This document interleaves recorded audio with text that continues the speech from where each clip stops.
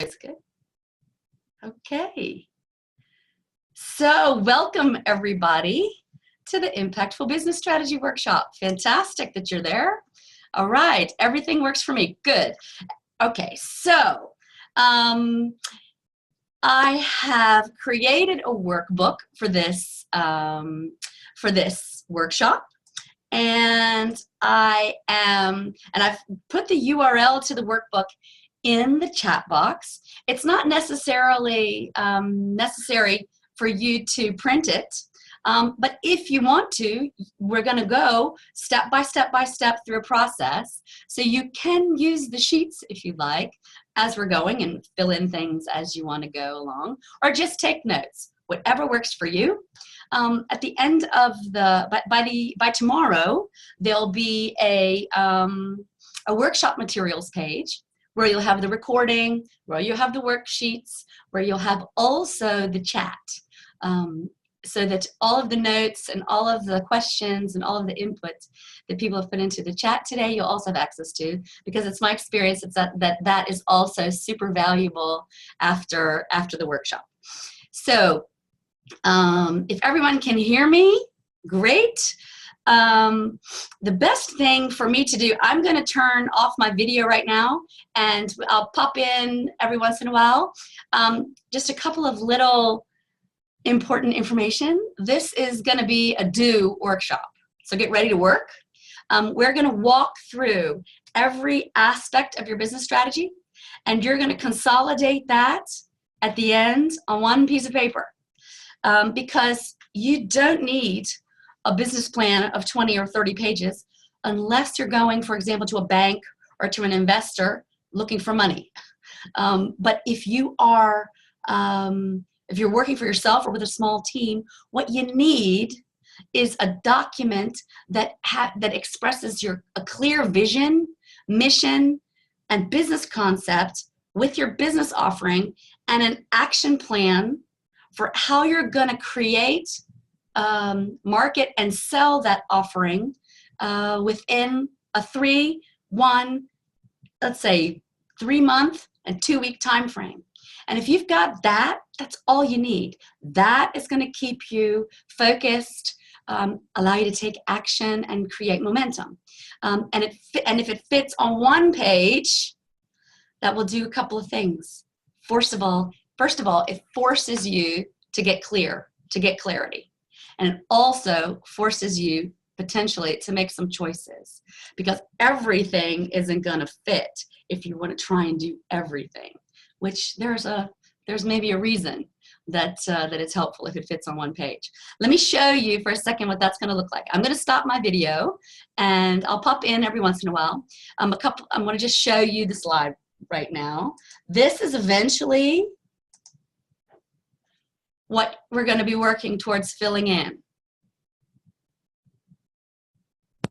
Okay, I'm checking every once in a while. I'll also peek in on the chat, see where everybody's going. Just to remind everybody, this is a webinar setup, so everyone's video and audio will be muted. All of the communication interaction will be via the chat box, and we'll see how we go from there. For the most part, that should work fine in this setup, because we're going to explain a couple of little housekeeping rules. Well, first of all, I have a little, if you can tell, I've got a little bit of a cold.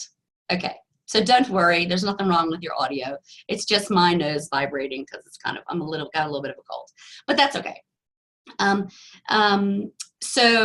The other housekeeping that I want to tell you is that we will be taking a few breaks, 2 breaks I've got planned during the material, so everybody can take little, 5-minute me time pause in the course of the workshop.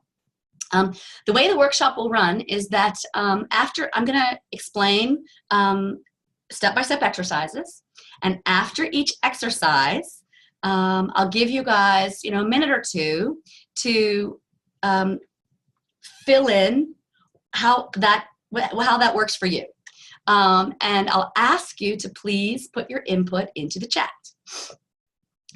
So if I see that 2 or 3 people have got an answer in the chat, then I'll know that at least the concept has landed, and we'll move on. It's not going to be possible for us to get through everybody's input during this workshop. Otherwise, the 3.5 hours will never be enough. So that's the way it's going to work. And you'll see as we go through how that's going to happen. Okay? All right. Let me check the chat, make sure everybody's on the same page as I am, and see if there are any questions so far. Okay. Hi, everybody. Good morning. No, you don't necessarily need to print the workbook. You can print it later. You can make notes now. If you download it and it's PowerPoint, you can actually edit it while we're working. Let's see. Yes, I have locked all the video. You don't need to be on voice or audio at the moment.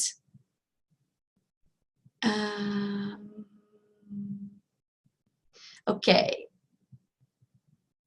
Okay, good. Annalisa's got her tech all set up. Great. Okay. So let me change this. Good. All right. Great. All right. I'm really looking forward to this, guys. This is usually the workshop that I do in a one-day VIP training with clients one-on-one. I've turned it into an online workshop so that I can make sure that I can help more people go through their strategy all together. It's fun, it's effective, I can help more people, which is, helps me create more impact, which is my goal, as you guys all know. Every once in a while you might hear me take a sip of water. Okay, so the first section that I want to focus on is you and your life and your business vision. Now, one of the preparation exercise was for you to do a reflection and a visualization of what your life and your business for you is the most important aspects of it. And I believe that if you really listen to your heart, the most important things for you will come out, at least as you understand them now.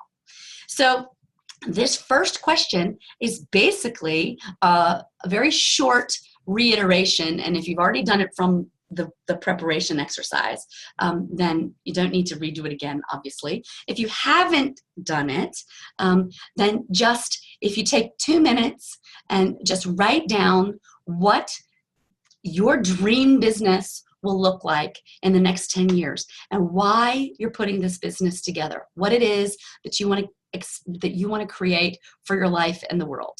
Just take 2 minutes and write it down, and if you've got your notes written down, you can put it into the chat. And I'll give you guys a couple minutes and wait while you do it.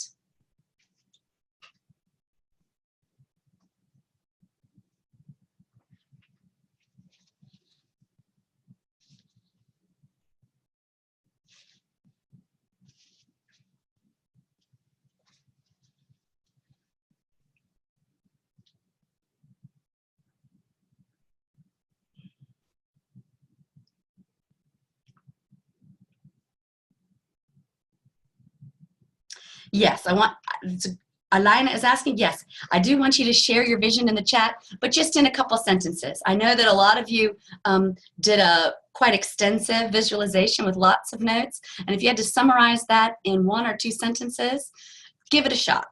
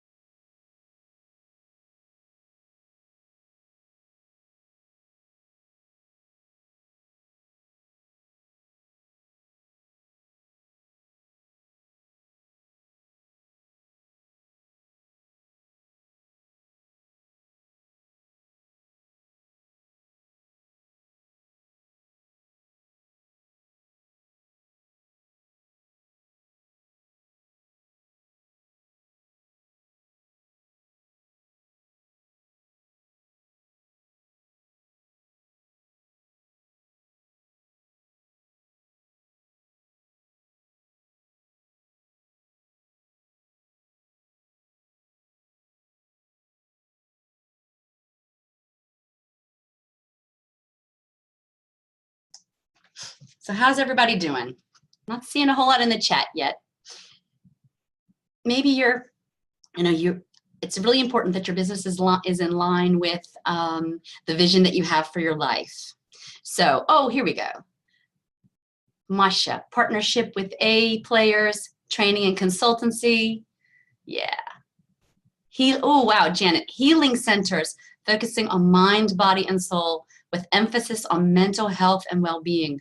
Mind spas. Ooh, that sounds good. I love spas, as I've told you guys before. Happy Minds program with certified trainers, delivering program in schools and across the communities. Teach children to look after their mental health and happiness. Wow, what a nice vision, Janet. Carl, in 10 years, I'll retire, sell my business, but still be a part of it. Great. I'll travel with my wife, Ethel, to countries we love. And we have a second home in the south of France where we live in the winter. Ooh, that sounds nice, Carl. Kobe, I help people reconnect with themselves and their mind, body, and soul. Teach them to think different from love and abundance so they can live their life to the fullest. Fantastic. Wow. Okay, you guys have got this. Super fantastic and inspiring. I mean, it's so inspiring to see everybody's vision for what they want to create. It's super to inspire people all over wait a minute. The chat's going so fast I can't even keep up. I want to inspire people all over the world with my art. I want them to be themselves. I want them to think about themselves, who they are in the world. I do that from my studio and abroad. Fantastic. Annalise. In about 10 years, my concept of colorful feeling and living is all over the world. I'm still in the center, but have an awesome team to create together, and I have this huge feeling of freedom and feeling free. Fantastic. Okay, you guys have got it. So this is just getting your abundance brain and your vision for your life going, so you're in the right place to be able to do this workshop. Because basically my belief system is that if we start with the big vision of what we want to create, and then we break it down into manageable, overseeable pieces that we can start today, then we're en route and we've started. And it's step by step creating your life and creating your vision. Fantastic. Thank you, guys. All right. So the next exercise, we're still focusing on you and your business and your vision. So the second exercise is to focus on what your core values are. Your core values, I think the majority of you have done some work in this area. Your values are the things that define you as a person, who you are, what you stand for, what you believe. And as a result, they're also going to define the culture of your business. So the values that you have need to be crystal clear for everyone involved in your business. Everyone that's going to work with you, everyone that all your clients, your team, because you want to live in alignment with your core values every single day. When you're not living in alignment with your values, that's when you feel off. That's when you feel like things don't mesh, don't resonate. And actually, your core values are an important part of your brand. They're an intrinsic part, and they can be explicit and communicated.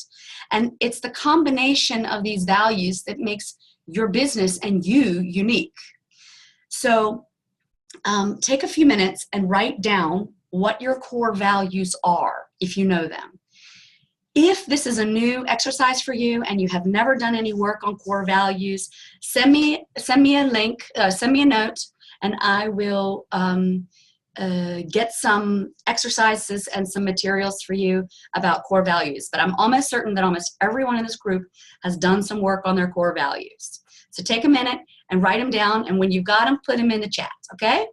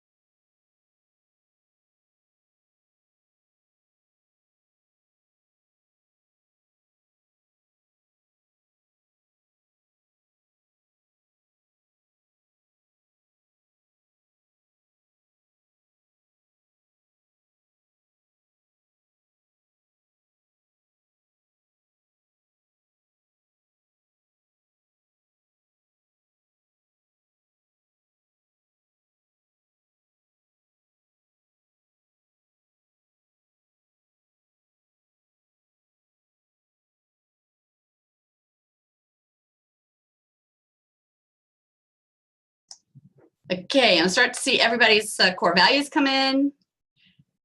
Brigitte, freedom, learning, development, fun, spiritual growth, to be in growth, authenticity, creativity, love, adventure, connection, added value, play, eigenwijs. In English, that means, eigenwijs, following your own wisdom. Masha, all right, I'll translate these. Connection, authenticity, growth, and beauty. Janet, honest, inspiring, loving, caring, nurturing, and fun. Freedom, quality, nature, and trust. Kobe, authenticity, acceptance, live out of love, growth, and dankbaarheid, which is gratitude. Super.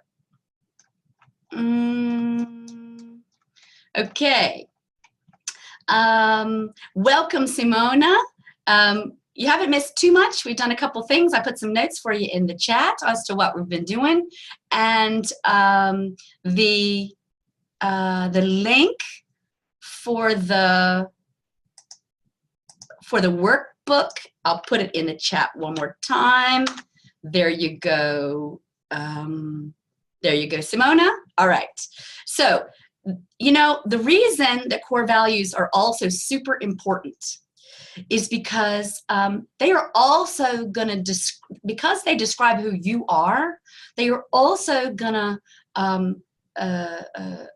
be a description of the type of ideal client you want to work with, and the type of partners that you want to build long-term relationships with, and the values of the team that you are going to work most successfully with. So they're super important to know. So it doesn't actually really surprise me that all of these core values, they are in some way very similar, if not the same, to mine. So that's super. Okay. All right, so let's move on to the next part of the strategy, defining your strategy. And this should be fairly familiar to people who have worked with me a lot. I talk a lot about your sweet spot. So this is your sweet spot template. So it's actually where what you love to do, your passion, overlaps with what you're intrinsically good at, which are your talents, and where there is a market need for that combination of your unique passion and talents. And I believe that when you can find the overlap in these things, that's where, and that's why I put a little heart here in the middle, that's where your money heartbeat beats the strongest. That's the sweet spot. Okay? So let's work through these circles one by one and make sure that you're crystal clear on how all three of these aspects work together for your business. Okay? The first part is always your passion. All right? We can have a whole long discussion about passions. I mean, passions are obviously the things that you love to do, that you find are super important. They stem from your soul, and you know, most of your passions you've probably had in some form or another since you were even a child. Okay? You have loads of passions, all right? You could fill that whole bubble full. And actually, it's a really exciting and interesting exercise to do. It's not what we're going to do today, but it's an interesting exercise to try and come up with a list of maybe 100 or 200 things that you're passionate about, okay? But the passions that we're talking about in this context are the passions that you love so much that you technically would do for free, but you're not. You're going to build a business. You're going to build a business, or you have built a business model around them. Okay? So take a minute and write them down. What your passion is, the things that are super important for you, the things that you really want to make a difference in the world about. Okay? Take a couple of minutes and write those things down, and then put them in the chat for everybody to see. Okay?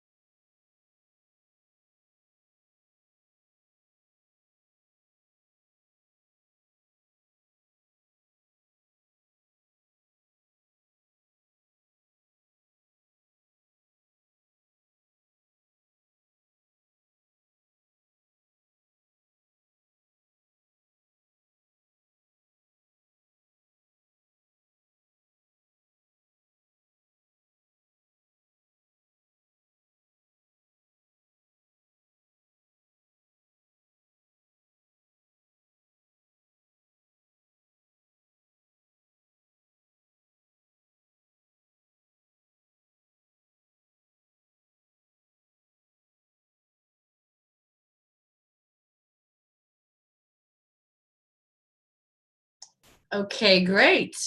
I see Brigitte says, helping people, women in particular, to step into a bigger life. Fantastic. Janet, support and inspiring others to create a life they truly love living. Nurturing, inspiring, talking, reading, writing. Oh, I love this. Helping people find fun and joy again. Super. Carl, connecting people through music. Great. Okay, super. You guys are getting this, and these are all the steps in putting together all the information that you need to create your strategy. So we're gonna move on now to talents.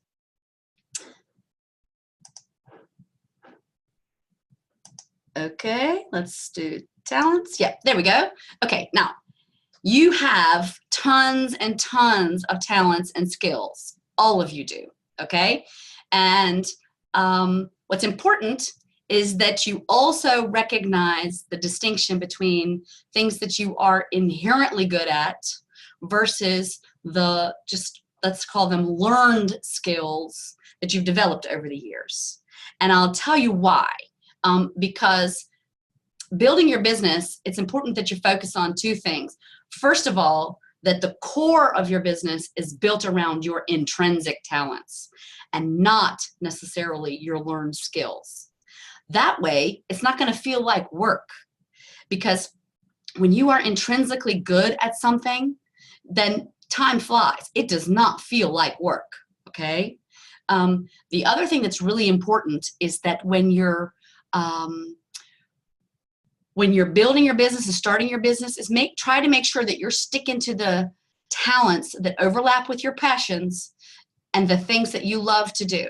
Because what happens, I see, is that tons of people end up building a business in the section of the talent circle down here.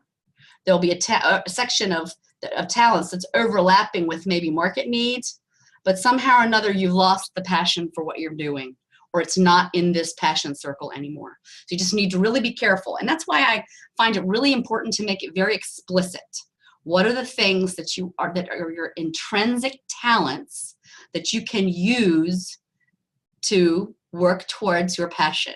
Okay? So take a couple of minutes and write down what are your intrinsic talents that you're going to be using in your business. That does not necessarily mean to say, especially in the beginning, that you don't have to use some of the skills or some of the things that you may not be as happy doing to get your business up and running. But as you know, those are the first things that you want to start to delegate as soon as you have the capacity to be able to do so. So take a couple minutes and put in the chat what your talents are that you're building your core competencies and your core talents that you're building your business around. Okay? Take a couple minutes and take a couple notes and then put them in the chat.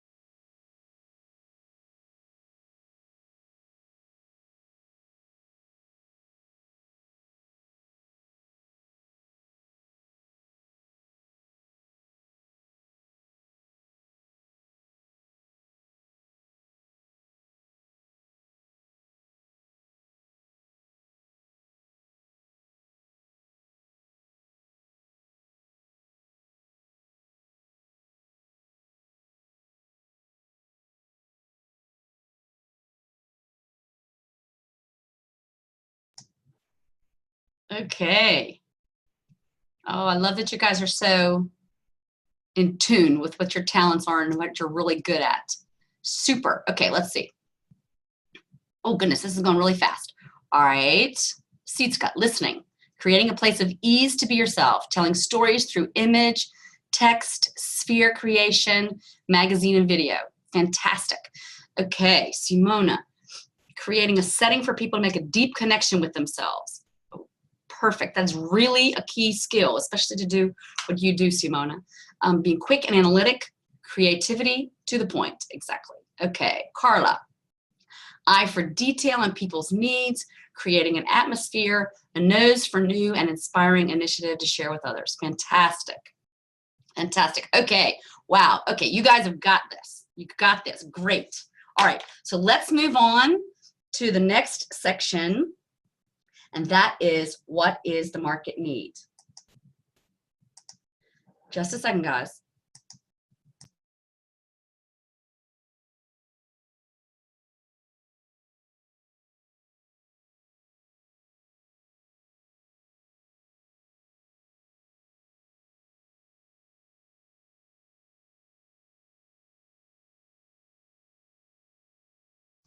Sorry, guys. I just had a little bit of coughing fit there. All of a sudden, it came out of nowhere. Okay, let's move on to the market need.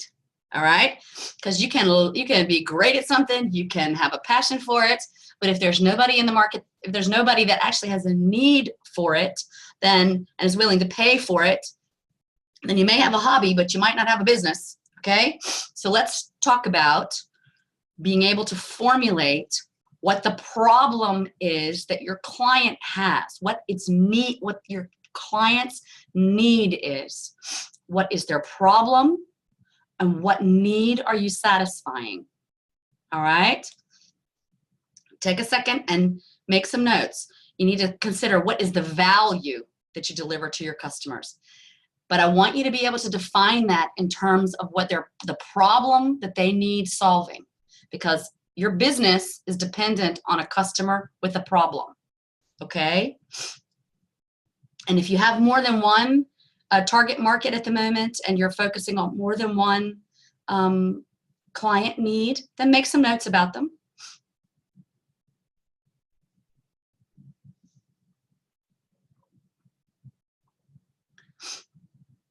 Okay, Simona's already chiming in.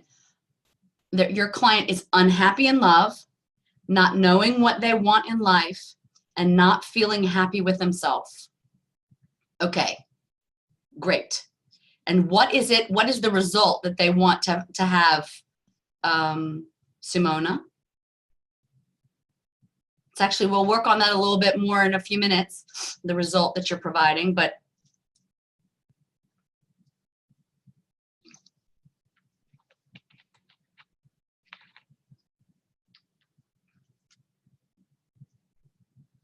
okay, Carla, busy people who need some me time to unwind and reload and who want to feel welcome and seen. Okay, so what is the problem, Carla, that your client has? What is their need?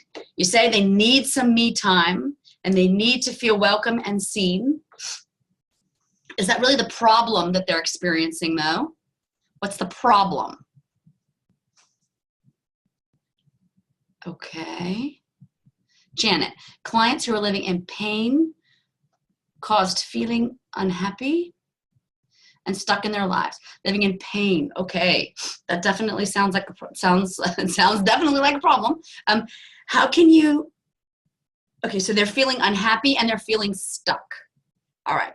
Okay, those are definite emotions that are going to trigger somebody who might be interested in your services, I would expect.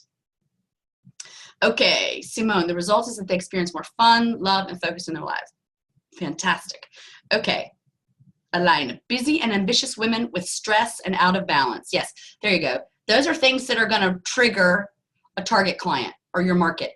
Do you feel stressed? Do you feel out of balance? Are you busy and ambitious and you feel stressed and out of balance? It's a fantastic description of a market need.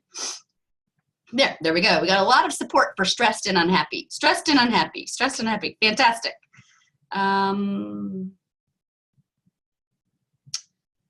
Tubine. Okay, Tubine. Good question, Tubine. You don't know. I think the client is not creative enough to visualize their pain or thoughts or experiences. Well, that depends on what you want them to experience in relation to your art. Maybe you want them to feel, you obviously want to trigger their emotions in some way. So what is the problem? But what is actually the problem that someone has that is looking for art and would go out and be in the market for art to be? What is the problem that they have? Wow, you guys are chiming in. Okay, fantastic. But you guys are starting to get this. We need to really focus on what is the problem that you're solving for your client or for your customer, okay? All right. Super. Okay. All right. So let's move on then to, because we got to keep moving. Otherwise, we'll be here until 6 o'clock tonight. Let's talk now about the sweet spot. Okay. That's the sweet spot in the middle. That's where the M is right there, because that's what we call the mission of your business, the sweet spot. All right. That's where your passion, your talent, and the need overlaps. And it also goes back to the dream for your business, the dream for your why you're creating it. What is it that you want to contribute to the world? It's the reason for being for your business. Okay. You know, the purpose and the reason for being for my business is at the highest level, it's to help entrepreneurs feel fulfilled through the contribution that they're making, and that they know that they're creating the largest ripple of impact possible in their lifetime. Okay, that's a pretty high level mission. Okay, so what is really important is that you then define what, you know, is a sort of a management guru term, but okay, called a BHAG. What's a really big, hairy, audacious goal that you can attach to your mission that will describe it in such a way that it's clear, concise, and makes you enthusiastic and gives you a lot of energy. I've written down a few guidelines for creating. A BHAG stands for a big, hairy, audacious goal. All right, it's a phrase that was coined by Jim Collins. It's actually trademarked by him. So actually, I should have a little symbol over here, a copyright or trademark Jim Collins. But okay, don't tell anybody. But it's a goal. It's where you say, for example, that I've got a goal that before 2025, I'll have helped 1 million people stop playing small around money and are multiplying their impact and income. That's my BHAG. Okay. Does it give me energy? Yes, it gives me energy to think about helping all those people. Does it work as a magnet for others? I hope so. I think so. People get inspired when I say it. Is it much bigger than my business? Yes, it is. What that means is that I cannot do it all by myself. Reaching 1 million people and helping them multiply their impact and income, I'm going to need to work with other people, partners, affiliates, other coaches, other forms of communication in order to be able to do that. So it's definitely bigger than only my business. And it's focused on the bigger picture of what my business is contributing to. I want people to I want people to stop playing small around money. That's what it's about for me, and so that they can create impact and feel fulfilled. And yeah, it's concrete, and I will know when the goal is reached. In 2025, I will have helped 1 million people, directly or indirectly. Leave that part out. But then I know if I'm able to reach that number of people. And yeah, I get a bit nervous when I tell people about it, because I have absolutely no idea how I'm going to reach 1 million people. Okay, so now it's you guys' turn. How could you formulate a big, hairy, audacious goal that's a concrete description of your mission.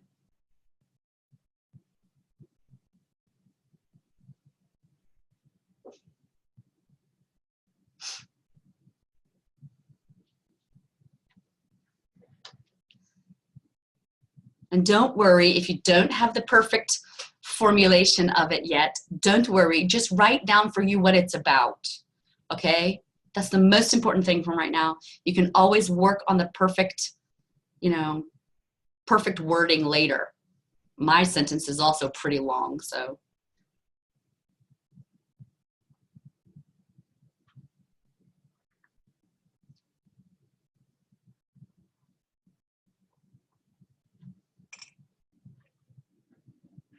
Okay, give you a couple minutes to put them in the chat.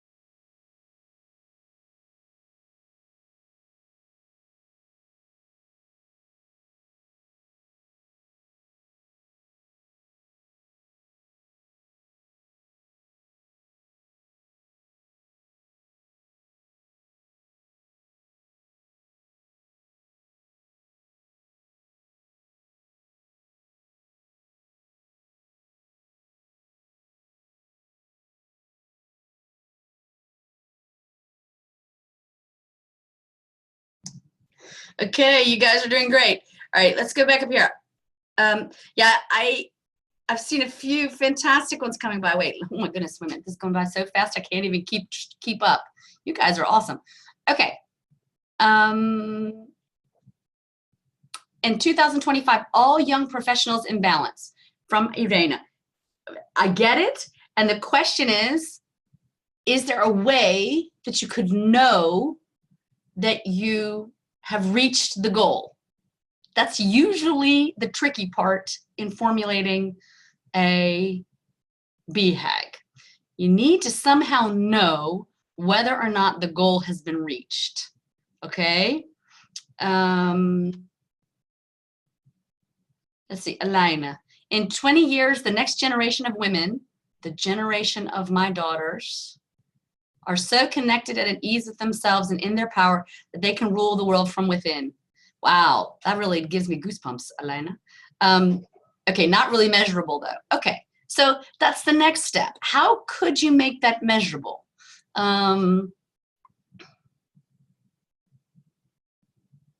Maybe there's some sort of research that's done around women and about women and psychology, or women in positions of power or something like that.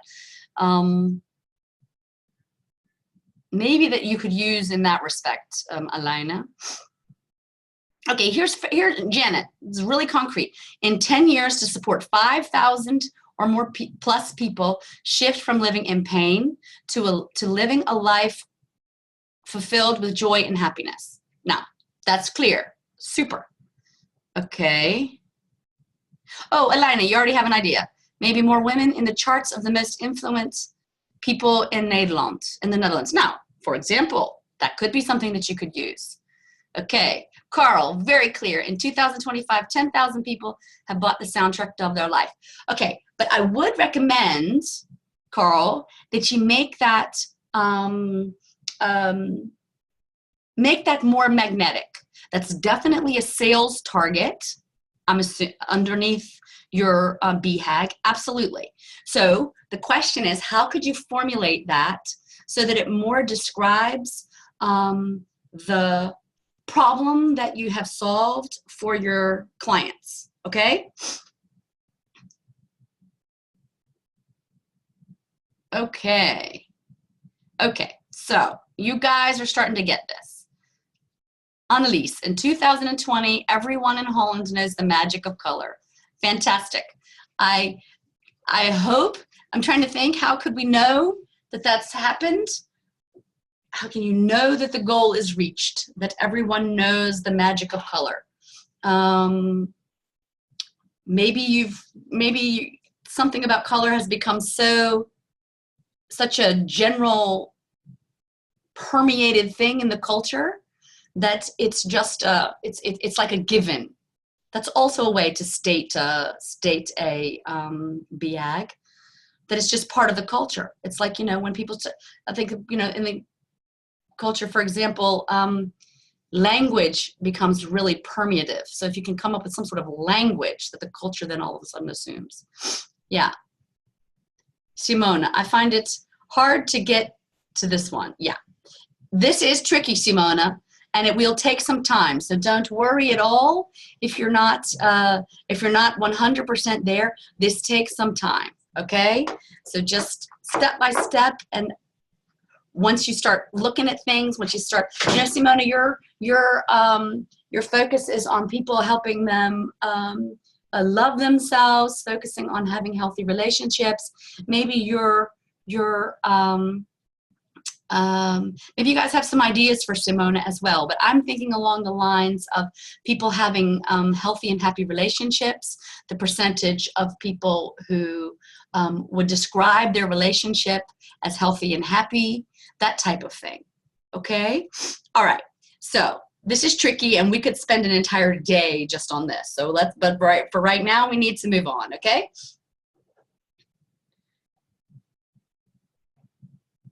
Okay, so the next thing that we need to focus on, now it's starting to get a little bit more concrete. I want to talk now about how you're going to give this mission and this BHAG form, okay? How will you contribute to solving the market need with your passion and talents? Because there could be thousands of different strategies, for example, to help people, for example, in Simona's case, to help people have healthy and happy relationships, okay? So how specifically, what is your strategy for how you're going to do that? All right? So something that I can explain to give you a little bit of context is that I've done a lot of work in the nonprofit world. And in the nonprofit world, you talk about the theory of change. So for example, if your mission is to tackle malaria, so to speak, okay, obviously you guys aren't in a mission of tackling malaria, but it's just an example, okay? Your theory of change for your organization could be that you're going to focus on prevention, for example, that you're going to focus on making sure that every child under the age of 10 has had a malaria vaccination in the world. That could be your mission. And it's based on the theory of change that if you focus on prevention, that it will tackle the malaria problem the best. All right? Maybe your belief is that you should focus on the quality of people's lives to ensure that they have a lower chance of being susceptible to malaria, and that your business mission is to ensure that that everyone in countries with a high prevalency of malaria have access to mosquito nets. That's a different theory of change. Your theory is then focusing on the quality of life. So if you've got your big mission, what is then your belief? What you believe is the best way for you to solve that problem? And what form are you going to give your solution? Okay? Usually, you should describe the core process of your business here, okay? Where you're saying, I do whatever it is that you do for this type of person so that they have this result. You know what? I'm going to put that on this sheet right now. I think that will help a lot. I do whatever it is that you do for this type of person so that, and this is the important part, so that this solution happens. And this is an extremely important sentence to be able to create because it forces focus in a strategy in your business. So take a stab at it, guys. I do.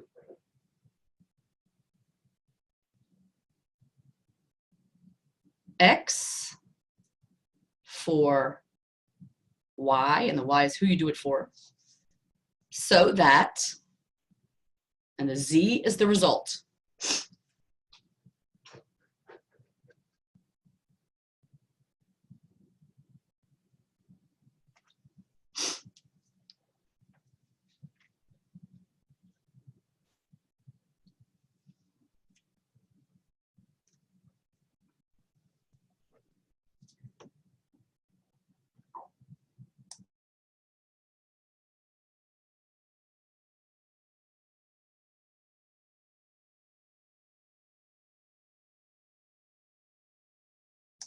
Okay, great. Janet's taking a stab at it. I do coaching programs for unhappy, stuck people so that they shift to being able to create and live a life they truly love. Fantastic. Okay, you don't necessarily have to use the word do. You might say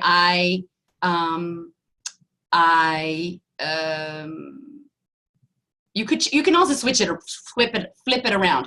You could say I empower unhappy, stuck people through my coaching programs so that they shift to being able to create and live a life they truly love.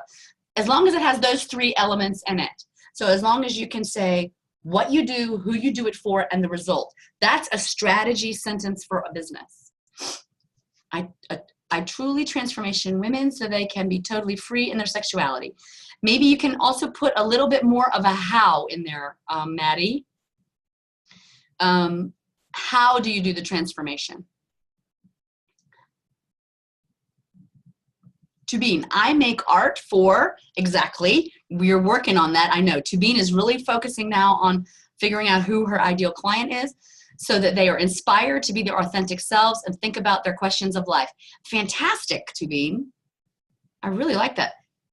Let's see, Simone, I make, wait a minute, I'm gonna read it in Dutch, Simone, do a little translation so that everybody can understand.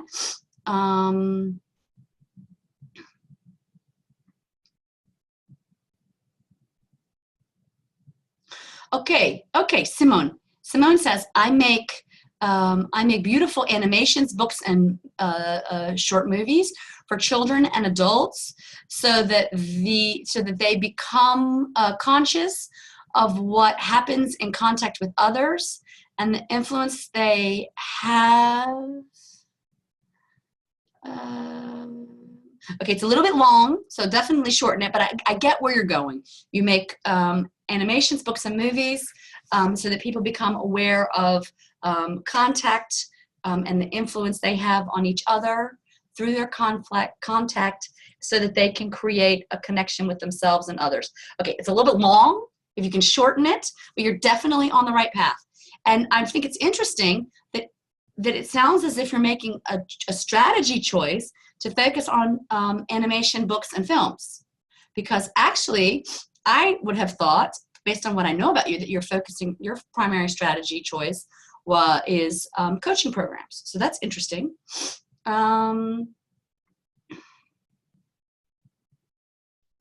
Okay, it's going so fast, I gotta stop the chat to be able to read it. Okay. Let's see. Okay, Sitska, I publish a magazine, own it, with stories of ordinary women being extraordinary, doing it, using their potential to make a difference, and give them tools, products, and people for women who need a little push so they can take action to be their best version, build confidence, and help others in doing so. Okay, I totally get it. Sounds great. It's a little bit long, but I know you would agree with me also. I mean, you know, we're doing this obviously in a spur of the moment workshop. So if you shorten that down, you've got all the elements in there. Perfect. Okay, so I think you guys are starting to get it. Not starting to, you guys get it. All right. Elena, I teach women through training programs to combine ambition and ease so they can lead a thriving life full of joy, balance, meaning, success, and impact. Now, there you go. Perfect. Carl, I play music that has been important in the life of my customers so that he, she, or they will remember this party for a long, long time. All right. Okay.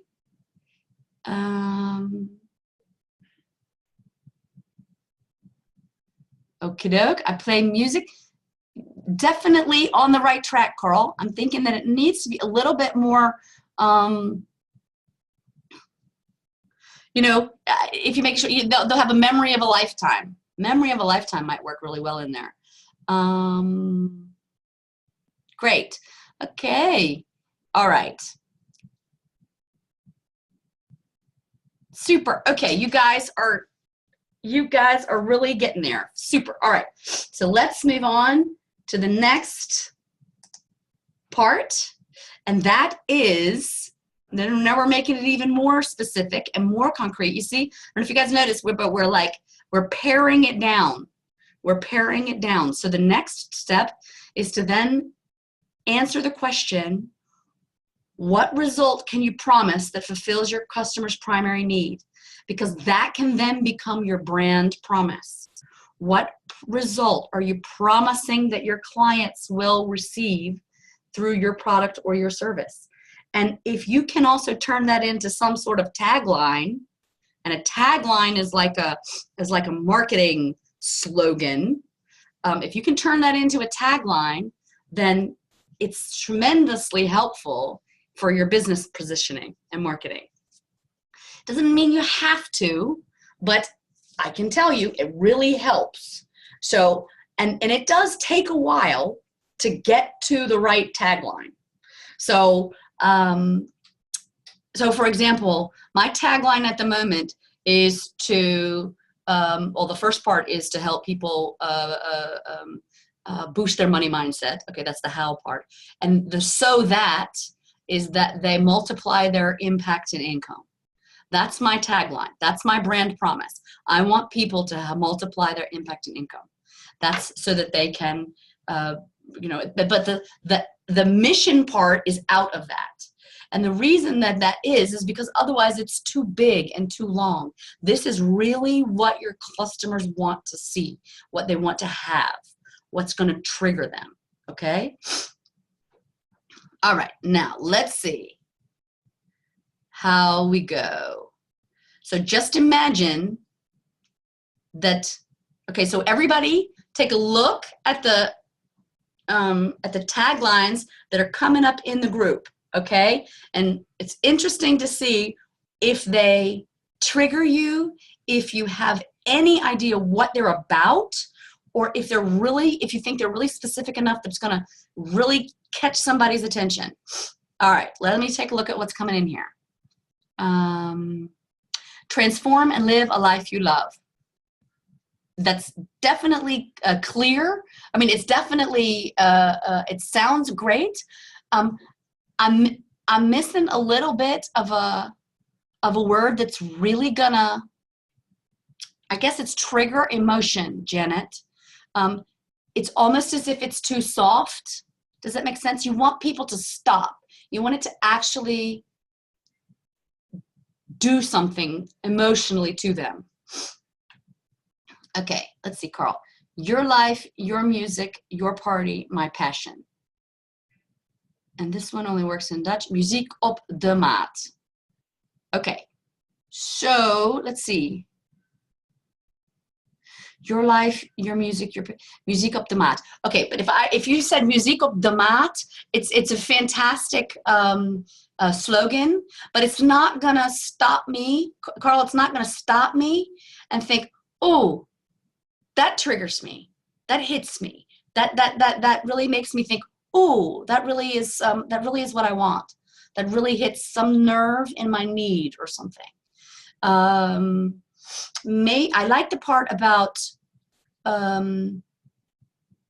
your life, your music, maybe something about, you know, I'm certainly not gonna say, I am not the language guru by any stretch of the imagination. There are people that are significantly better in this. So I think, but something about your life in music and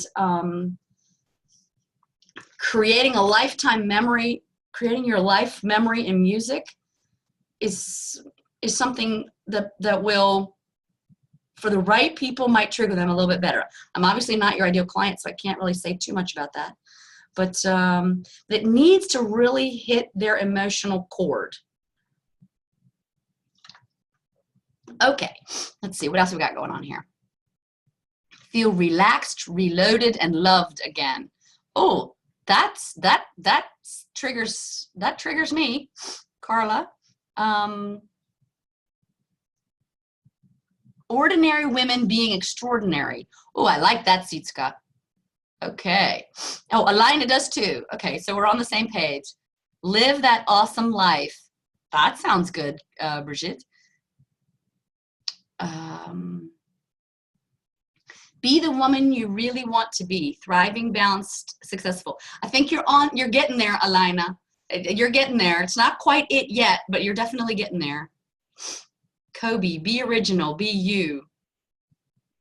Oh, you're getting there too. Make it something a little bit quirkier, maybe, Kobe. Something that's really going to be unique.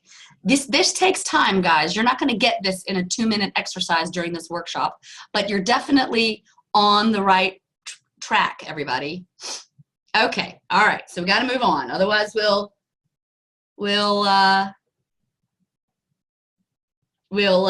never get there. But I tell you what, I just realized we're at the point now. We're going to take a break for a few minutes. All right, we're going to take a 5-minute break. Everybody can go. We've been busy for an hour now. Everybody can take 5 minutes. My clock says 11:03. So when my clock says 11:08, we're going to start again. Okay? Go get yourself a cup of tea. Do whatever it is you got to do. And I'll see you back here in 5 minutes.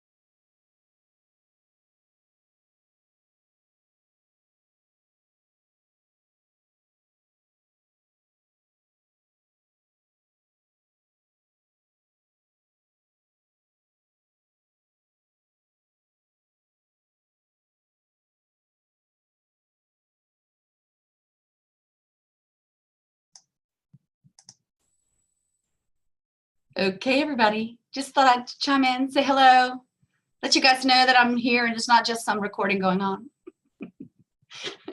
So, everybody had a little break? Great.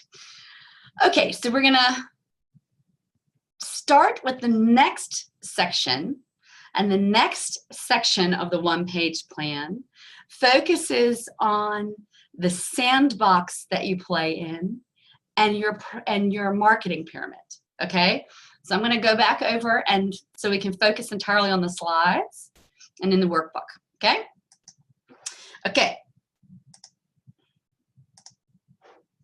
What sandbox do you play in? Because you know, business is a game. It's a game to have fun. So a sandbox is the contours of your business. It's the frame, and it's determined by the type of customers that you help, the products that you deliver, how you reach your customers and deliver your products, and the geography in which your business operates. Okay, those are the 4 elements.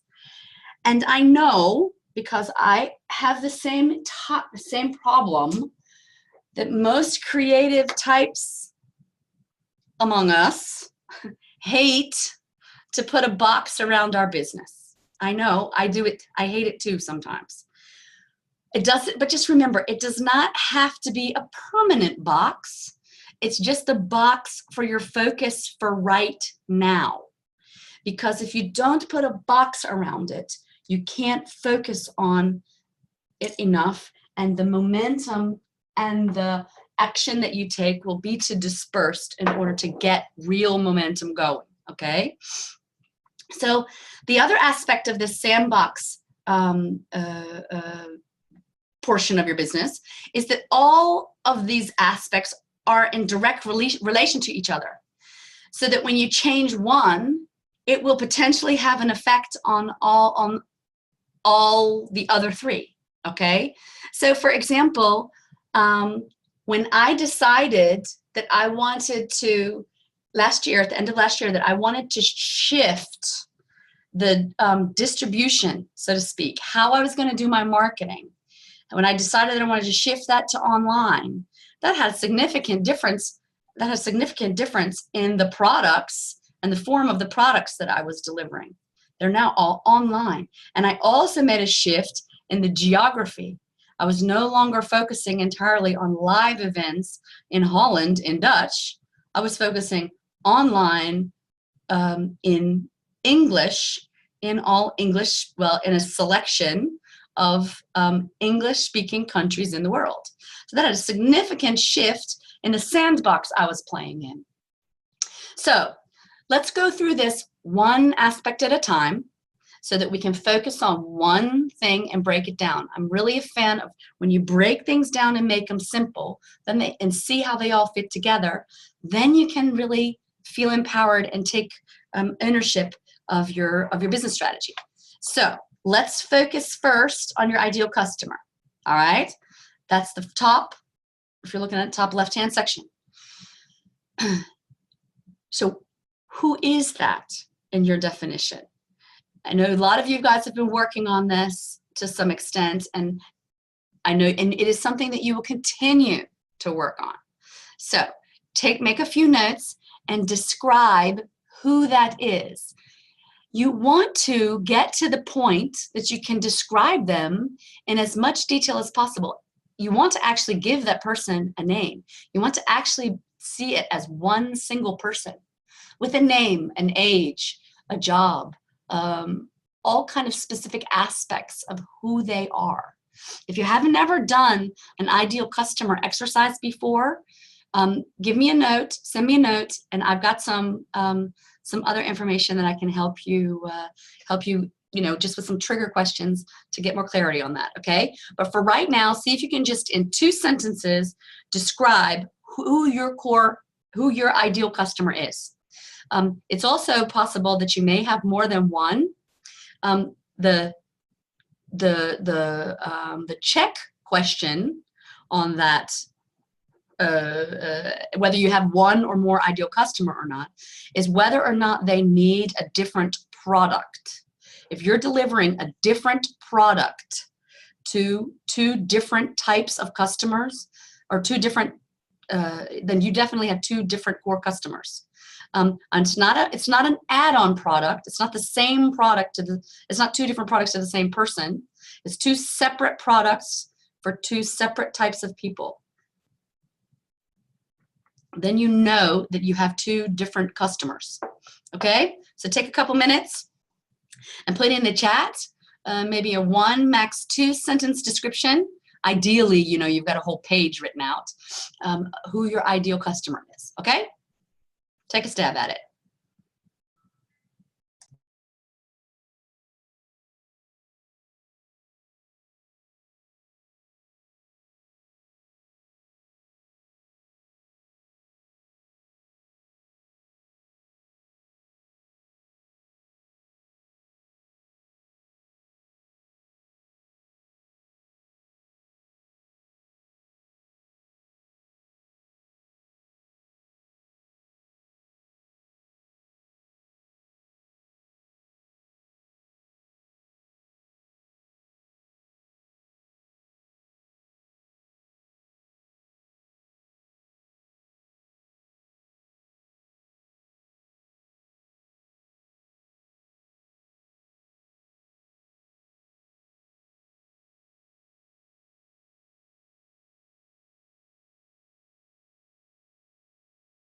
Okay, good. Carl, my ideal customer is a man who loves music and will celebrate his 40, 50, or 60 in the next year. This is my ideal for the customer for soundtrack of your life. Exactly. Carl, we talked a lot about that last week during our one-on-one, didn't we? It's definitely, and the key issue is that they are going to have a celebration moment, and they're planning a party, actually. You could actually add that. Otherwise, they may not need they wouldn't need your DJ product. Okay, Maddie, women that are ready for the next step in their sexuality and who are ready for real change. They're in the age range of 21 to 60 and live in the Netherlands. Okay, it's pretty broad, Maddie. It's a great start, and when you can make it even more specific in terms of characteristics of these women, that and add, you know, the part about certain specific problems that they're facing, then it will be even easier, because of course part of this, the reason that you're defining this ideal client is so that you know how to market to them, so that you know how to find them. All right, let's see. Simona, higher educated adults who have impact on others. Okay.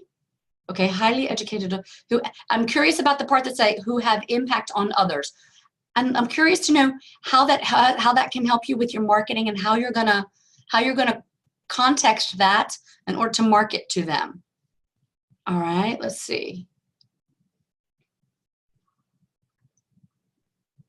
Janet, my ideal client is a woman aged between 34 and 51 who's feeling unfulfilled, stuck, and unhappy, and wishes to find direction again. Janet, great. Might be helpful if you make, if you are able to qualify her even a little bit better. Okay, maybe it's someone that has, for example, part of my definition for my ideal client is that they have done personal development before, or that they have done spiritual development before. That's a new thing that I'm going to test in my marketing coming up soon. That they, first of all, they also obviously have their own business. It's part of mine. But those kind of things might help you qualify that a little bit better, Janet. Let's see, Sitska, women 30 plus, creative job or freelancer, free-minded, spiritually conscious, starting to question their lives and environment, feeling emptiness. Now, Sitska, language is great. I'm curious to see then how that translates into marketing focus, but hey, looking great. Okay, I think you guys are certain. Oh, here we go. Brigitte, her name is Barbara. She's 45, talented, spiritually interested, longing for more, doesn't believe in herself, wants more impact, more self-confidence to step into that bigger life. Now, definitely getting there. Sorry guys, just a second, I'll put me on mute. I got a cough.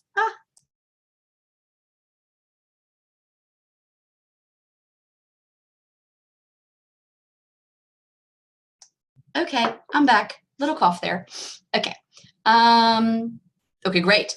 See, the thing is whenever you're creating content and marketing material for your ideal client, it works if you're doing that as if you're talking to one person. Okay, I try and do that when I'm doing my Facebook Lives. It's as if I'm talking to one specific person, as opposed to feeling like I'm shooting to the masses, because it's really important to do it as if it's really reaching the specific person that you want to reach. Okay, so you guys are getting there. Great. Okay, so moving right along, let's start talking about, let's do, for right now, I'm not going to spend a whole lot of time on products because we're going to do that shortly. We're going to dive into that significantly more. So if you want to make a couple of notes about what your products are at the moment, great. We'll fill those back in later. But let's now talk more about your distribution, okay? Because your distribution has two components. The first is how you're finding your customers. What channels are you using? What marketing channels are you using? Might be through social media. If it's through social media, which social media channels? It might be through networking events. It might be through your church. It might be through collaboration with partners that give you referrals. That might be your primary marketing channel.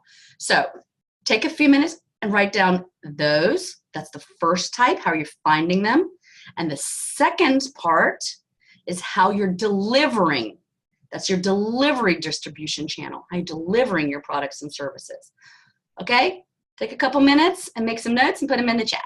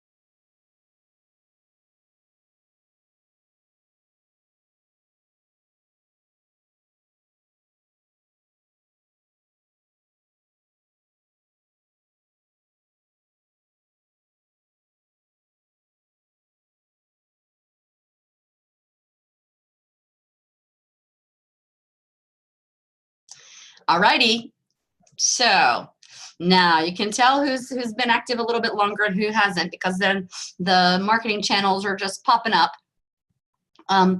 After it takes a while to discover what works. And also I see a question from Tubin. Tubin, you're definitely working on how you're going to do that. So it's pretty logical at the moment that this is a big question mark. No worries, okay? Step by step and you'll get there. But for example, Simona is using Facebook, YouTube, relatiebureaus. I'm assuming that means maybe relationship counselors, I don't know. Dating sites, network, great. Annalise, an online e-course, blogs, Facebook and email. Janet, Facebook groups, Instagram, website. Doing a virtual summit. Okay, that's cool. Yes, I'm looking forward to that. I'm actually going to be in Janet's virtual summit soon. Very cool. Facebook advertising. Okay, a lot of Facebook and Instagram online. Simona, TED Talk. Wow, Simona, are you doing a TED Talk? Fantastic. Magazine. Great. Okay, you're getting this. The point is that you need to really focus and choose your channels. Choose what you're going to focus on and not have too many in the beginning. You can better have one or two that you really focus on exploiting sounds, that you really use them really well, than having 5 or 6 that you kind of use half-ass, okay? There are a lot of techniques and tools and strategies specifically to each individual marketing channel. I mean, just take Facebook, for example. There are, 80 umpteen strategies you can use for Facebook marketing. So, You need to focus on one or two where your ideal client hangs out or how you know you can reach them, and focus on getting good at one or two of those, okay? Great. Yeah, oh, what just caught my eye was Sitska said Facebook message box. I tell you what, Facebook Messenger bots are going to be all the rage. I'm going to test them. I'm going to start using them in my next launch. Our online business manager, my online business mentor, sorry, just used them in her last launch, and they have off the top of my head, I think she said they had a 95% response rate, which is amazing. Okay, that's a strategy in and of itself. Remember that, okay? Okay, so let's also then take a couple minutes. Oh, Simone says Facebook messaging bot. What is that? You might not have experienced it yet, Simona. But basically what it means is that, for example, say I do a Facebook Live, and at the end of my Facebook Live, I say, hey, would you like to ask me a question, or would you like to be informed the next time I'm going to go live? Click here. And basically what it does is it gives you a link so that you can start up an automated Facebook Messenger connection with anyone that gives you permission, so that I can then do a messenger blast, so to speak, just before I'm about to go live to anyone who has said, yes, I'd like to know that. It also makes it a lot easier for them to directly ask me a question via Facebook Messenger. So that's what message bots. One of the tools you could check out is something that I'm going to look into. It's called ManyChat. But okay, now we're way off topic. That's not strategy, that's implementation. But it is a cool thing, and you're going to be seeing a lot of it, I'm afraid, especially if you don't like all that kind of messenger stuff. You can, of course, turn it off, but it's, you know, marketing is becoming even more technologically savvy and advanced. Okay, so moving right along. Now let's talk about geography. What are the contours of the geography that you're focusing on? Is it Holland? Is it Amsterdam? Is it Southwest Amsterdam? Just as a suggestion. Is it 8 international English-speaking countries like mine? So take a minute, write it down. The whole world. I see Kobe, the whole world. Well, let me tell you, if you want to market to the whole world, that's going to get really expensive, Kobe. So it might be helpful if you confine your geography to some extent, especially for phase 1, okay? Yeah, Janet says geography is Europe, English speaking, okie doke. Especially since you're using Facebook, that makes that easier. Dutch women all over the world, okay, very cool. Masha, Gelderland, and Utrecht, later on Holland. Tubeen, Europe, USA, and Asia, all right. Again, the same to you, Tubeen. It will be interesting at some point to focus on your ideal clients and how you're going to get to those in those countries. All right, you got Dutch women living in cities. Okay. Online live training in the Netherlands. Online and live training in the Netherlands. Not quite sure I understand that. That might be your distribution. Sorry, Maddie. Yeah. Okay.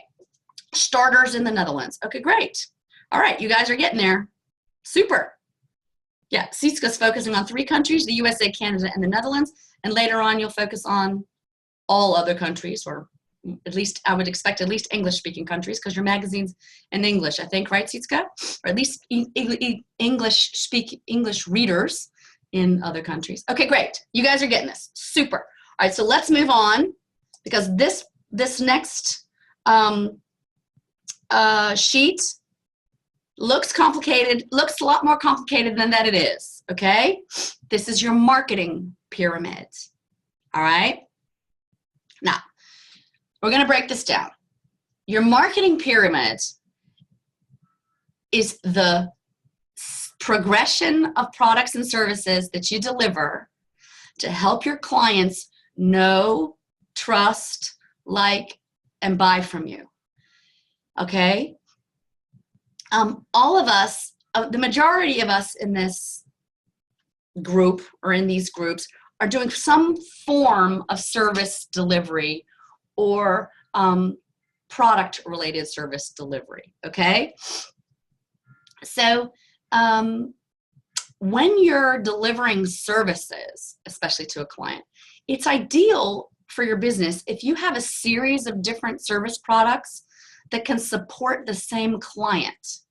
And ideally, that all that all are solving the same problem, just at a different level of detail and level of depth, okay? Because in sales, there's a general, benchmark, and they say that it costs 10 times more to find a new client than to keep an existing one in terms of marketing.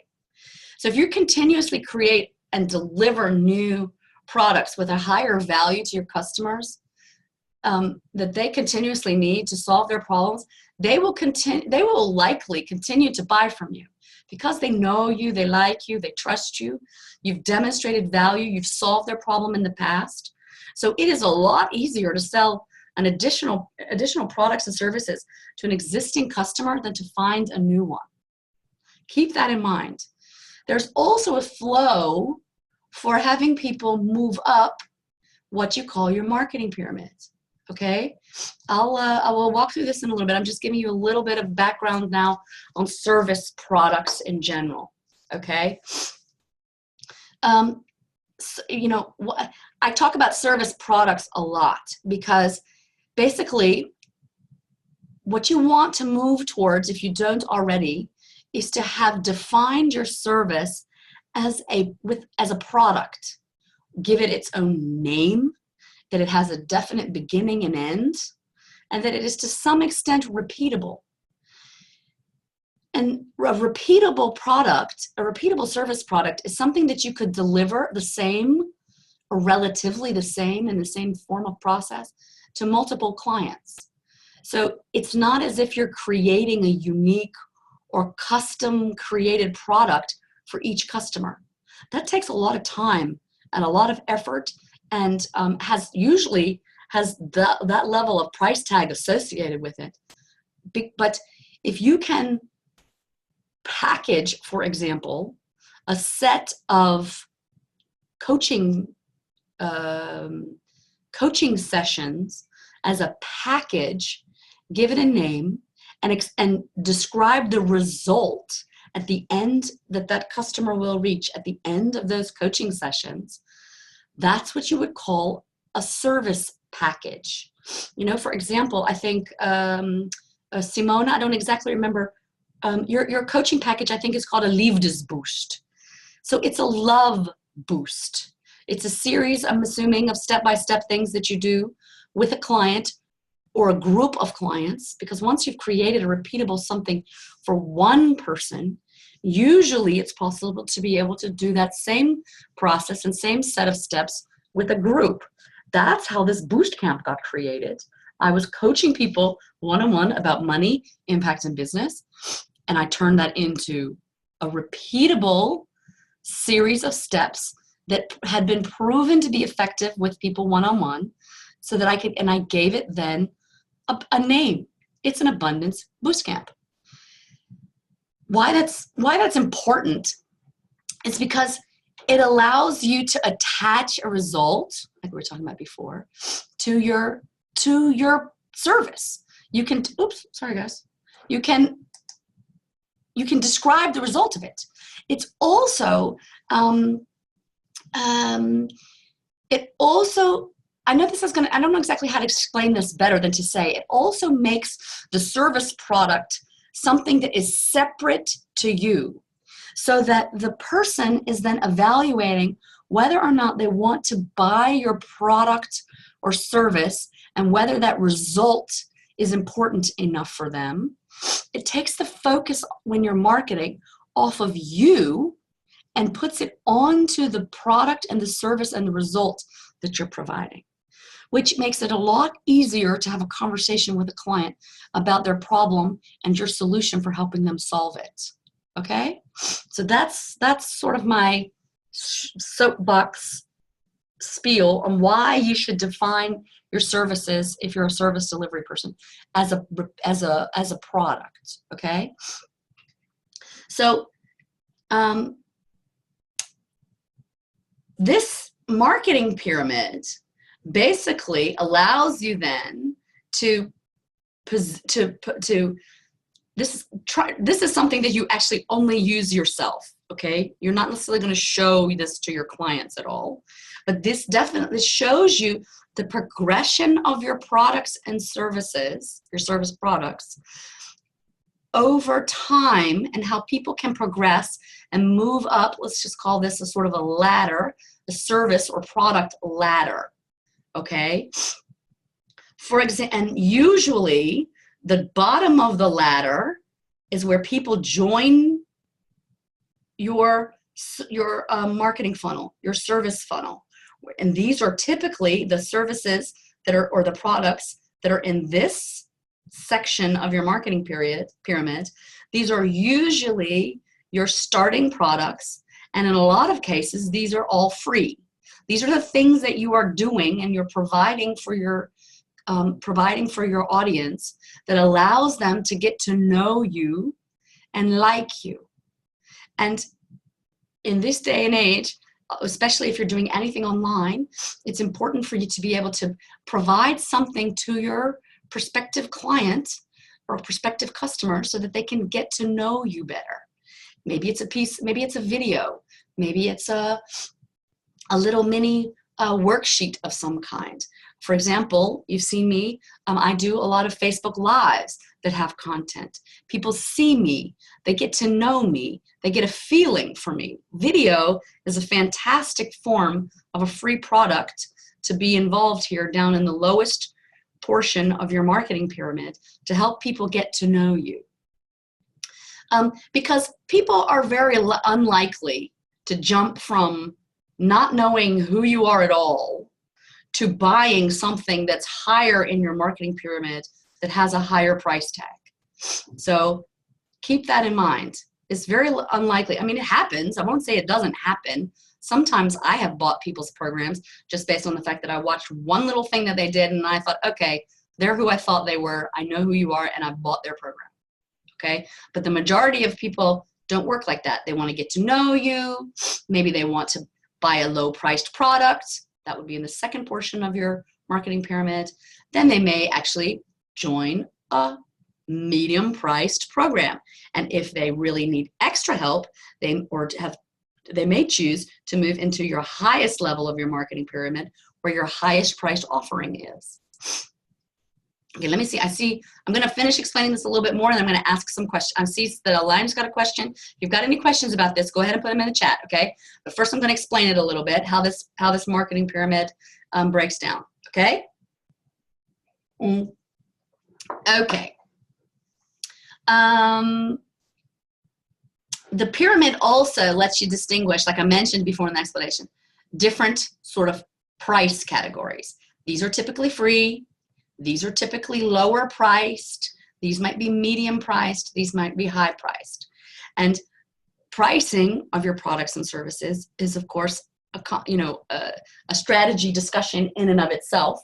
But typically, especially in service delivery, the higher up the service product pyramid you go, the higher, the more interaction the customer or the client will have with you to specifically focus one-on-one on solving their problem, okay? So for example, when I do a Facebook Live, there's no interaction almost, except for maybe some questions and comments in the feed on Facebook.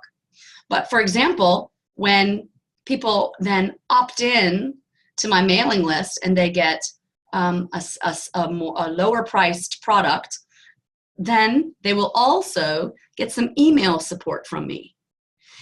At that point, they may say, you know what, actually I would like to have more support. I've got a feeling of Lisa.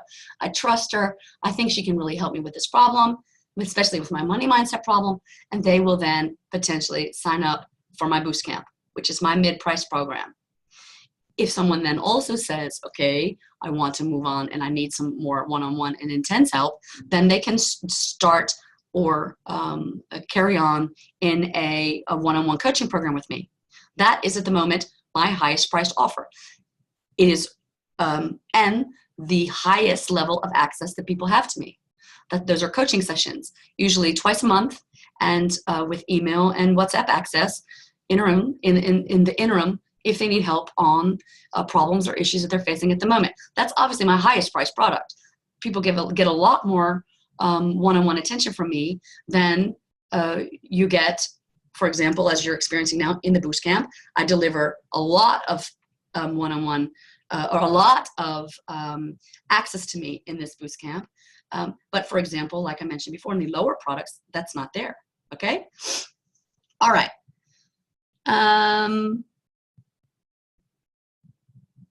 So let's talk about what conversion means. Okay? Conversion is extremely important in knowing how you're going to be able to proactively gauge how your sales revenue might progress. Okay? A conversion means that someone moves from just watching my Facebook Lives, for example, or using one of your low-priced, free products in this level, that they have then decided to, for example, opt in to your mailing list and download some sort of free or very low-paid, low-priced offering that you might have. And in most marketing pyramids, this second level is also free, but it means that they've moved from just shifting in and trying free stuff to opting in to some sort of, they've sort of made a commitment. They said, all right, I'm interested enough, I'm going to give her my email address. These days, it's a lot more difficult to get somebody's email address than it used to be. There's so much going on. So basically what we're saying is, in marketing terminology, I have converted them from somebody who's just who is just aware of who I am to someone who is now on my direct contact mailing list. And we talk about a conversion percentage so that I can estimate based on how many people are watching a Facebook Live. Facebook allows me to track that. How many people I can see have looked at my other free materials. How many of those people have actually decided to give me their email address and allow me to send them email about my newsletter or offerings as I make them available. That's what you talk about conversion. Then, for example, if they're on my mailing list and I go into a launch, then it's interesting, the launch, for example, of my Abundance Boost Camp. Then I want to know during my launching process how many people that were on my mailing list have chosen, and in marketing terminology you use the word converted. I have converted from my mailing list to becoming a participant in my program. And then how many people in my program, for example, have also decided to work one-on-one with me.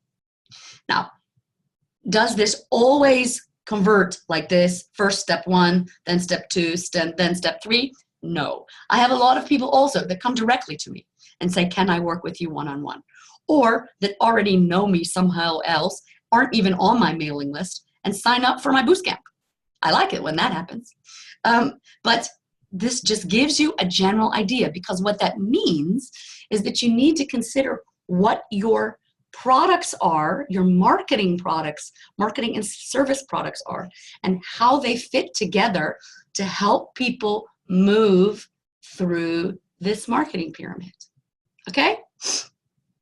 Okay. It takes a while to know what these conversion percentages are. Okay? There are some, market norm conversions percentages, especially in the online world. A lot of times, if you're doing something online, I have heard conversion percentages as low as only 1% of people who are actually on your list will convert to purchasing a medium priced product. I've also heard percentages as low as, or even as high as 3 to 5%. It all depends on how effective you are in your marketing and how well and how authentic you are able to do that, so that people get to know, like, trust that you can help them and will actually buy your product. Okay? All right, let me check and see if there's any questions, because I saw that there were a couple of questions that popped up here before I move on. Okay, Arlene, are the levels of the pyramid the same as no on the bottom, like in between, trust at the top? Well, the bottom pyramid, it depends on your product offering and how and what your products are and how. Sorry, just a second. I'm gonna turn off the mute for a second.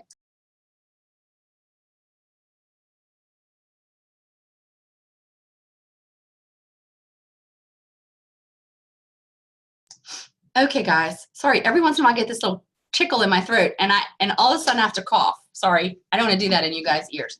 Okay. No, it does not necessarily mean that the products go no, like, trust, buy. Not necessarily at all.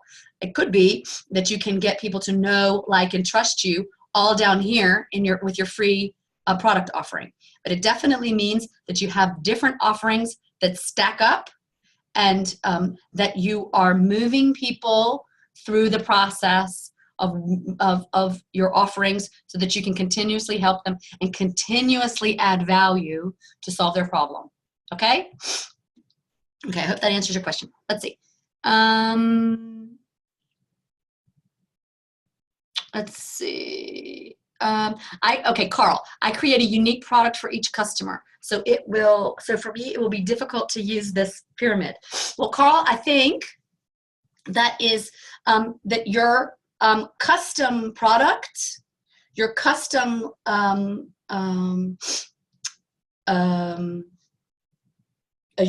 playlist, especially if you're going to deliver it live at a party, is definitely your high-end offering. Okay, but what is interesting is how you are going. But if you only put your high-end offering out in your marketing, the chance that someone is going to convert from not knowing who you are to converting to buying your high-end offering, that's a big jump. So the question is, what can you do down here in this category of letting them get to know you, maybe giving them some sort of free content or free activity or free exercise so that they know that you can help them to come up with the soundtrack of their life? That's a really interesting question for you, because the chance that someone is going to go from not knowing you to converting to a sale, they need to get to know you. They need to like you. They need to trust that you're the right person to work for, to do this for them. So that's something definitely to think about. But for example, I also know, Carl, that you have different customers. So your marketing are different types of products, totally different target customers. So it's quite possible that this marketing pyramid will be different for each of those different customer target audiences. So you might have 3 pyramids next to each other. Okay, keep that in mind. Okay, any other questions so far?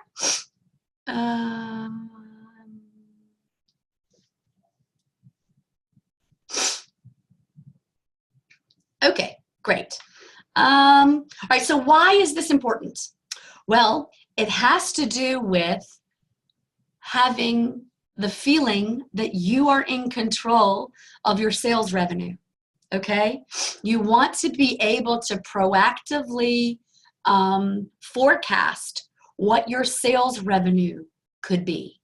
All right, so if you know that there are a certain number of people in your so if I know, for example, that there are a certain number of people that watch my, let's just use in this case the example of my money mindset masterclass. Okay, At some point, I'm starting to get to the conversion rate, but at some point I will know, based on the number of people that watch my masterclass, how many of them will convert to buying my program. Okay? So then I will know that if let's just say that's 10%. Okay?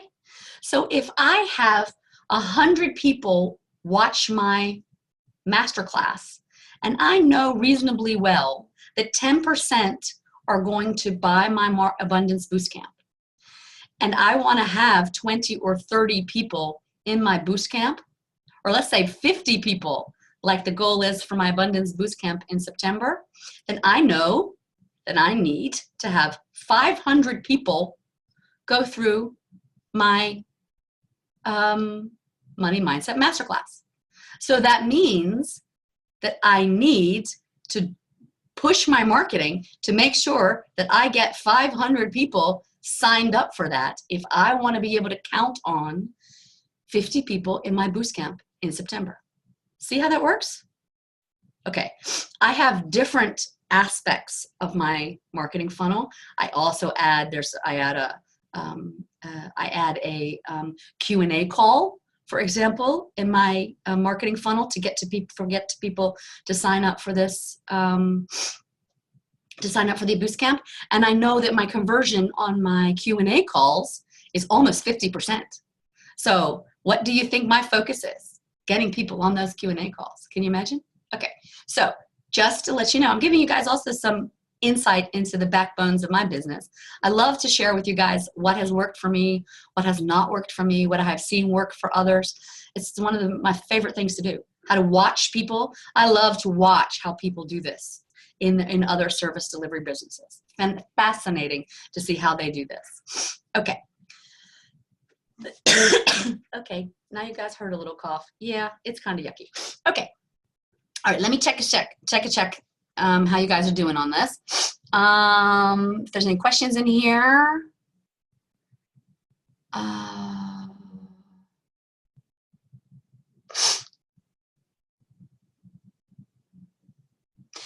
Okay, Alina mentioned something about David and Aryan of 365 mentioned 10% conversion somewhere for live events. So in a ladder of 4 steps to get to 100 people, you would need a reach of 100,000. If their conversion is 10%, I think, if I remember correctly, okay, a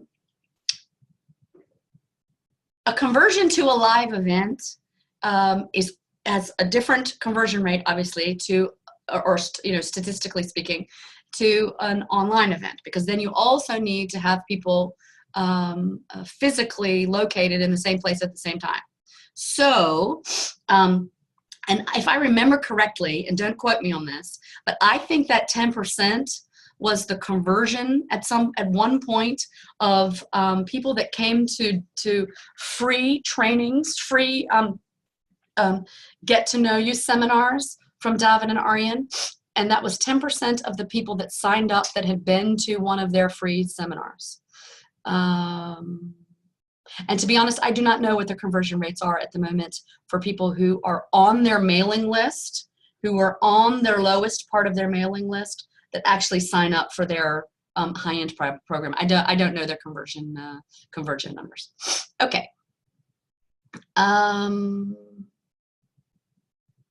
Okay, so let's see. Let's question Annalise.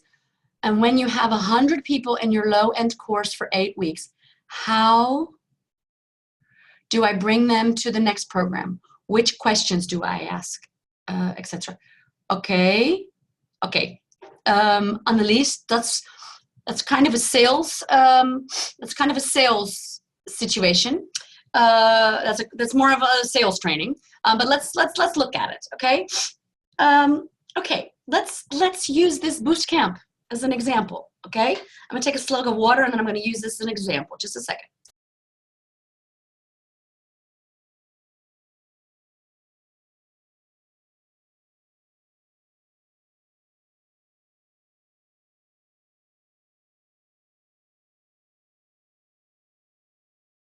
Okay, I'm back.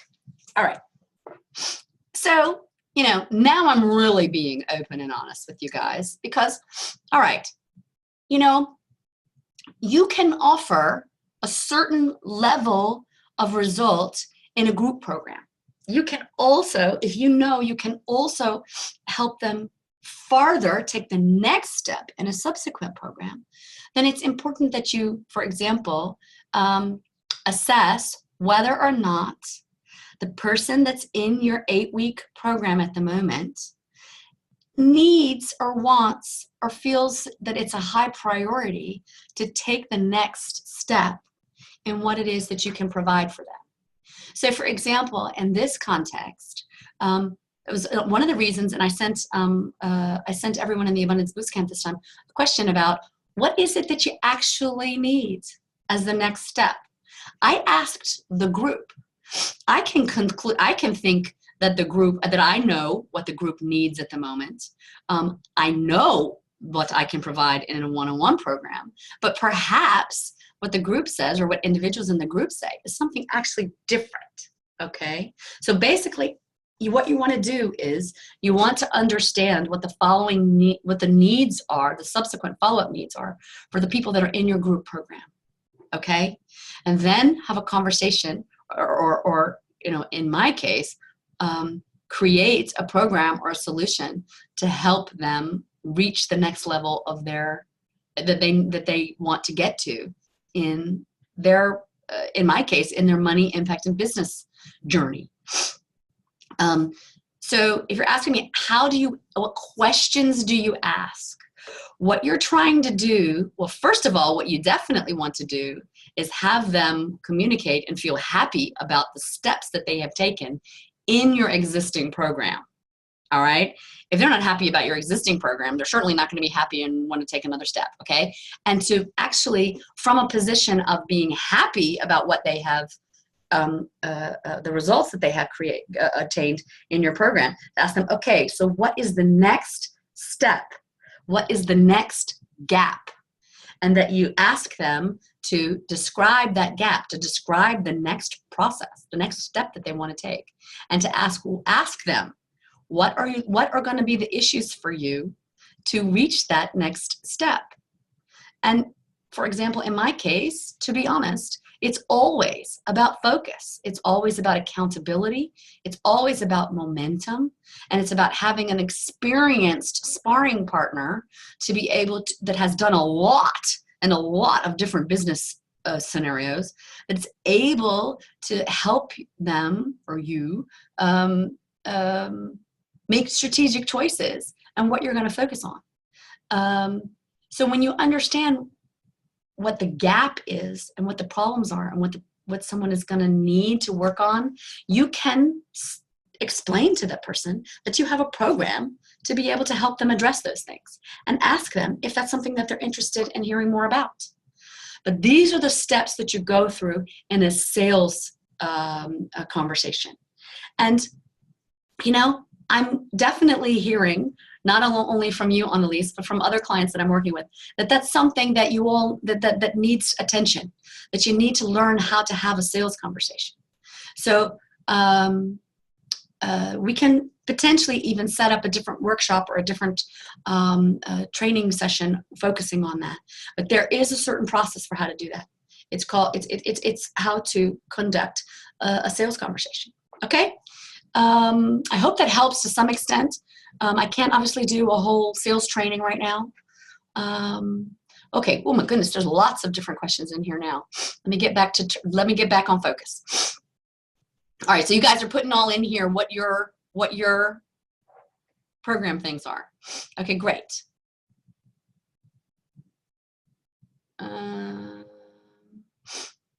Okay. All right, let me check on that. Let's see. Sitska, a free magazine to empower yourself, a low-priced business guide, 10 steps to business from the heart, and an online course to make your own magazine. Okay, you know, Sitska, we actually were talking about your business model during your one-on-one. You actually have several different business models going on in your business. So it's going to be really important for you to make marketing pyramids for each of these. Okay? because your affiliate marketing pyramid is different than your pyramid to get people, for example, to sign up for your online course for how to make your own magazine. That's going to be a totally different sales funnel, totally different marketing pyramid. Do you follow that? Okay, Janet, freebie, mindset makeover workbook with a tripwire. And for anybody that doesn't know, that's online marketing and online business terminology for a low-priced offer to see if somebody's actually really interested in buying. Tripwire to a mindset makeover video course. Okay, all right.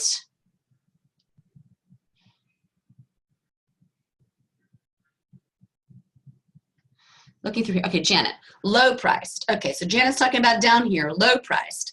Self-paced mindset makeover online course. Okay, that's not free, right? Your free thing was mindset makeover workbook. That was your free thing. Janet's got a workbook, mindset makeover workbook. Great. Okay. Then you've got a low priced offering of a self-paced mindset makeover online course. Okay, great. Then you've got a medium-priced product. She's got a medium-priced product of her Mindset Makeover 6-week group program. Perfect. And then you've got a Mindset Makeover VIP booster month of one-on-one support. Perfect. Do you guys see? Okay, I mean, obviously Janet has been doing this for a while, so kudos to you, Janet. Her product offering lines up. They're all solving a mindset issue problem. And they all have different levels of support, and the lower the level of support, the lower the price tag. Okay? So that's how this funnel can stack up. That does not necessarily mean that you want to, that for example, if somebody steps into her medium program, that they're also going to want to buy her one-on-one coaching. That does not necessarily mean that. But it could mean that, okay? This is how her marketing pyramid stacks up. All right, what else is going on? All right, great. So now I see that Simone has even got her money plan worked out. So that's basically the next thing.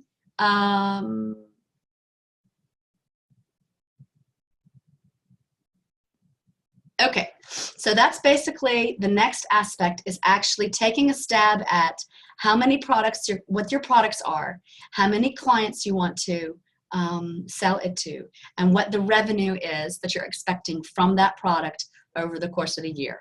Okay, this has been a lot for right now. We're going to take a break now for another 5 minutes. If you've got questions about this, put them in the chat. But maybe even during the break, if you want to, take a stab at what are your products, how many clients do you want to sell it to, and what are your products and how this marketing pyramid could stack up, and put it into the chat. Okay? All right. We'll take a 5-minute break.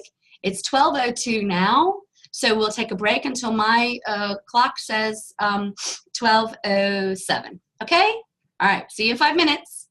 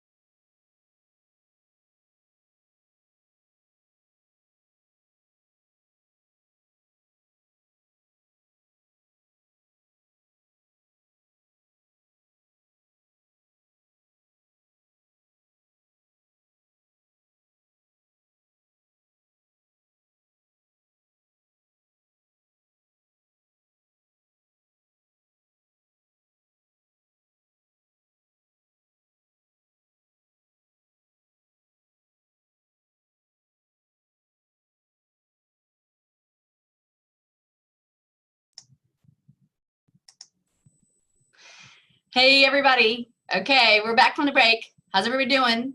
Maybe do a little jiggle in your chair if you're, I noticed I got a couple of comments that people are like, okay, this is a lot. Yes, it is a lot to focus on in one training, but I really want you to have the whole perspective of your business strategy in one piece of paper. And I know that it is a lot when you go through it step by step. That's why you will all have access to this recording so that you can go back and work on it step by step by step. Okay, super. There was a little bit of a conversation in the group about your highest price offering, whether the top of your pyramid should be, or whether the highest access to you should be your highest priced program. And in service business, it is. So that's why I gave Simona the suggestion that she might want to consider taking a look at her, at the price that she's attaching to her one-on-one coaching. Because if your group coaching is €2,000 and your one-on-one coaching is €1,000, why should I sign up for your group program? To be honest, unless I really want to focus, really want to work for it with a group. Or you might just for a while, Simona, say, I'm not even offering one-on-one, or that it's got such a price point that people aren't necessarily interested in doing it. Okay, if you really want to have the focus on your group. Yeah. Okay, that was that. And there was another question that Alina asked that I didn't put an answer to in the chat, and she asked about mixing online and offline business. Yes, definitely do that. Why not? They will all be parts of your marketing funnel, I would expect. Yeah, online is especially if it's a product that requires very little interaction or very little support from you. It's a fantastic form of passive income. So definitely mix them up. Great. Okay. Okay, so I'm going to switch back over here and give all my attention to this. Okay, so what you're working towards. Here we go. Come on. Okay, you want to be able to have a prognosis, to feel like you're in control of your business, as to how many of each of your products will you sell each month. And this is usually the top portion of your budget, all right? So basically here, I just made a very simple table in here, all right? But when you've got it in an Excel spreadsheet, it's pretty clear. You've got your products down here. You've got the price of these products. And then you make a prognosis for every month of the year, how many of each of these products you're going to sell. And then you'll have at the end, you'll have a total of your revenue per product line. You call these a product line in a budget. Okay. So for example, if this is my Abundance Boost Camp, you will see that for example, it's in my prognosis for me to sell 5 of them in February. Let's see, 5 of them in February, 20 in May, that's you guys, that's the group that's going on now, 50 in September, and 80 at the end of November. All right? But what does that also mean? That also means that it's going to show me in my budgeting what my, what my cash flow is going to be, how much money is potentially going to be coming in every month. So I can have a prognosis as to if I add up everything that comes in, for example, in January, or everything that comes in June, will give me a prognosis for what my cash flow is going to be in the month of June.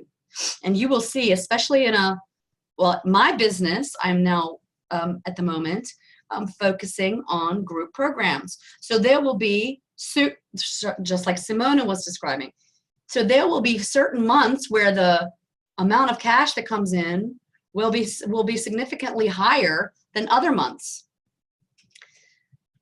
That means that I have to have a plan, a cash flow plan for how I'm going to be able to manage my costs across time, because the costs can be consistent across every month, but the cash flow will be different. All right. So we're not going to get into cash flow analysis right now, but this is the prognosis of how many of each of your products you're going to sell each month, because this is what drives your marketing.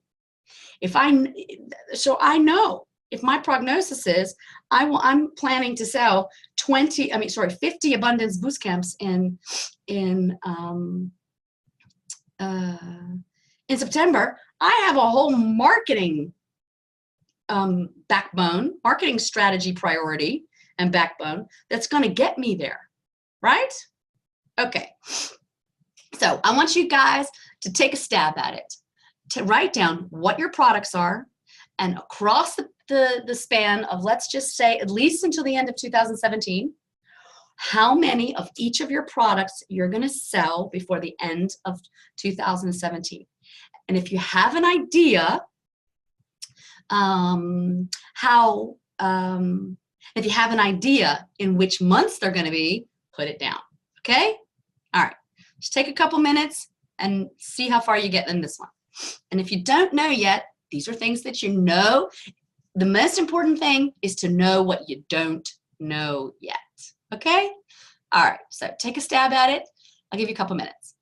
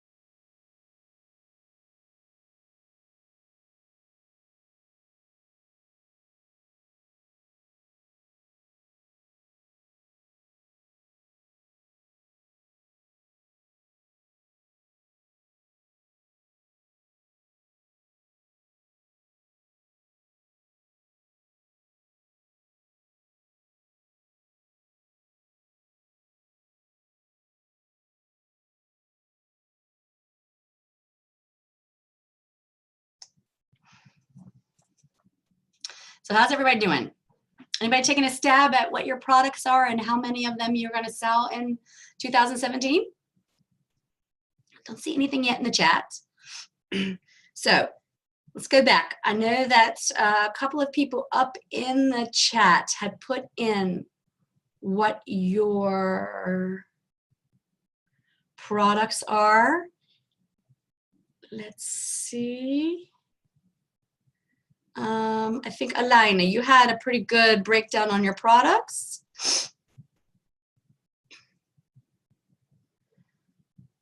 Okay, by the end of 2018, so maybe you can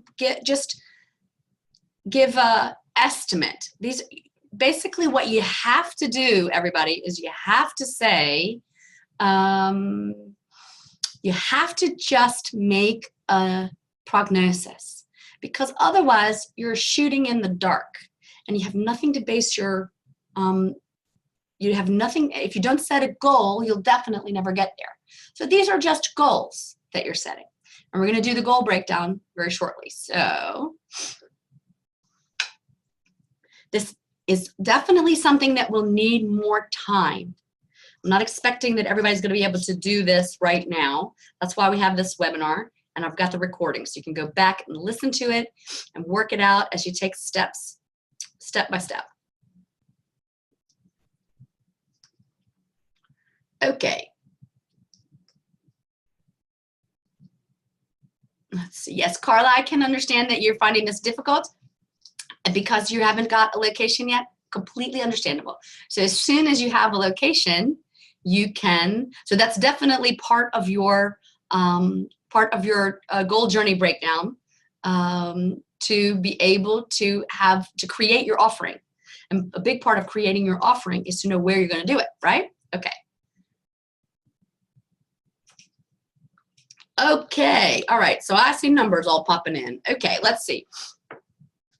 I see Alina going for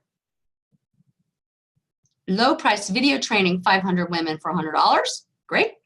Low-priced event, 100 women for $100. Okie doke.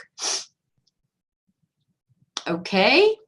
Annalise, 75 members of Colorful, and that's your low-priced offering. And I'm curious, Annalise, if you're going to set a goal for your mid and higher price offerings also. I would do that, because then you know, I always recommend that you start with the end in mind. Let's see. Janet, low price, 12 mini video courses. Medium price, 5 self-paced. Medium price, 10 group. 2 VIP masterminds, or VIP mastermind boosters. Great, okay? All right, see, when you map this out, then you can see how you will come up and create your revenue. And then you feel like you're creating it. Then you feel like you're in charge, because you're then the person that can steer everything to make sure that it happens, okay? Okay, Sitska says, for me it's still very difficult because I don't have actual products. Sitska, you do have products. Your products are your, but I think that what you're maybe, what's maybe confusing is that your products are actually your affiliate conversions. That's your product. That's where you get paid. So for example, in your marketing pyramid, you know, you get paid when somebody purchases someone else's product. So that's what you're focusing on. That's what your marketing pyramid is based on. And then you have a separate marketing pyramid where you're marketing, I'm understanding now, where you're marketing so that people will sign up for a course for you to teach them how to create a magazine, which is that's a separate product with a separate marketing pyramid. So I hope that that helps a little bit. Okay, Sitska? Okay, let's see, Maddie. At the end of 2017, I want to have at least 5 one-on-one coaching sessions with paid clients. Yes, at the end of 2017, I want to premiere test my program with at least 20 people. Great. At the end of 2018, I want to earn $20,000. So the program is sold for $400. So 50 people needed to be in the program.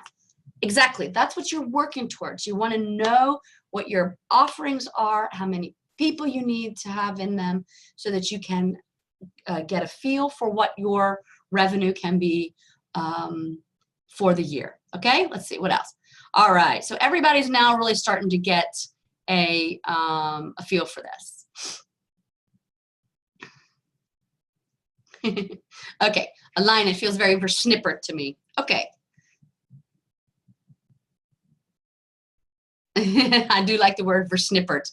Versnippert. So, versnippert. So maybe, Alina, the first step for you to get the clarity, instead of making it feel like it's all in different places, to map it out in the pyramid.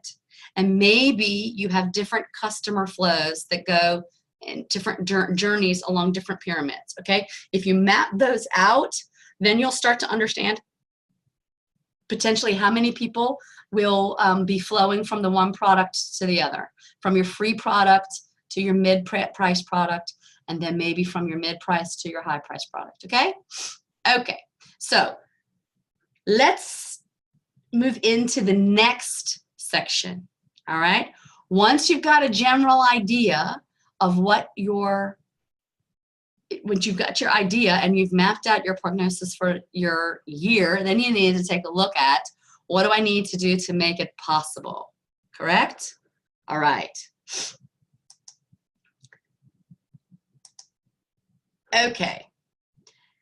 So wait, let me show you. I'm always a big fan of beginning with the end in mind. All right, let me show you again. So far, okay, we've talked about your mission and your BHAG. We've talked about your strategy. We've talked about your passion, your talents, and the market need, and how this is the sweet spot in the middle. We've talked about your core values and your beliefs, which are going to drive the identity and the brand of your business. We've talked about creating down here a brand promise and a tagline. All right. We've also talked about the sandbox that you're playing in. And everybody's now starting to take a stab and filling in your marketing pyramid.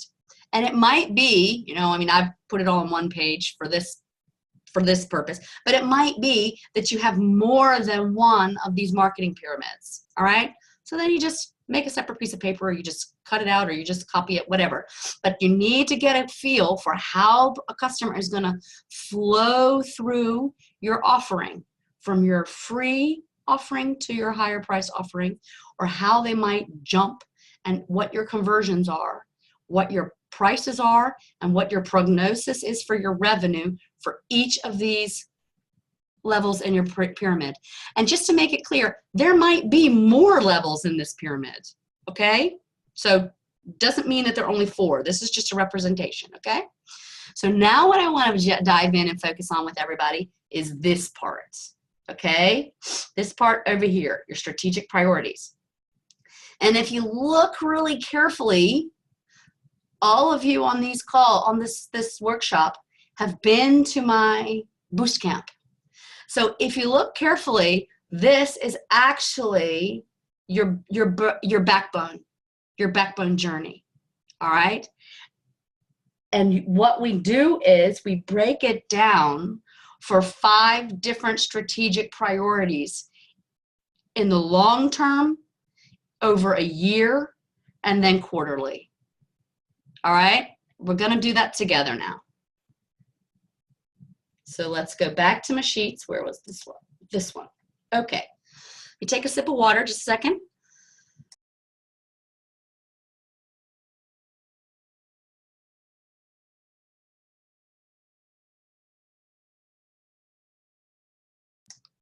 Okay. You guys ready for this? Give me a sign in the chat if you guys are still with me. All right, I know it's a lot.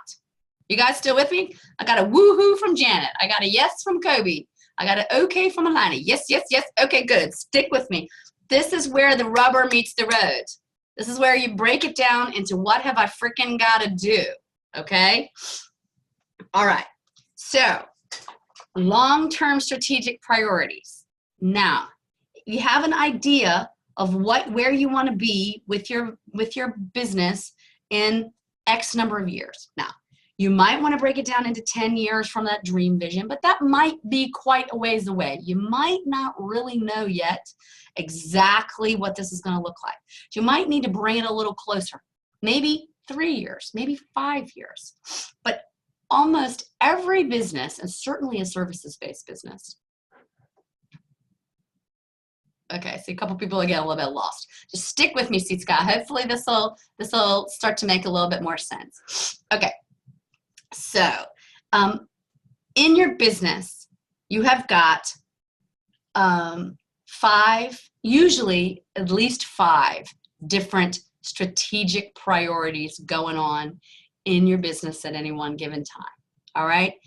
Usually you have some priority or thing that you're focused on the amount of impact translated into the amount of revenue that you want to create. That's usually a strategic priority. And you want to formulate that in terms of a result. So for example, I have the goal to help 2,000 people through my Abundance Boost Camp. That's an impact goal, that's the 2,000 people, and the revenue goal as €1 million or $1 million, okay?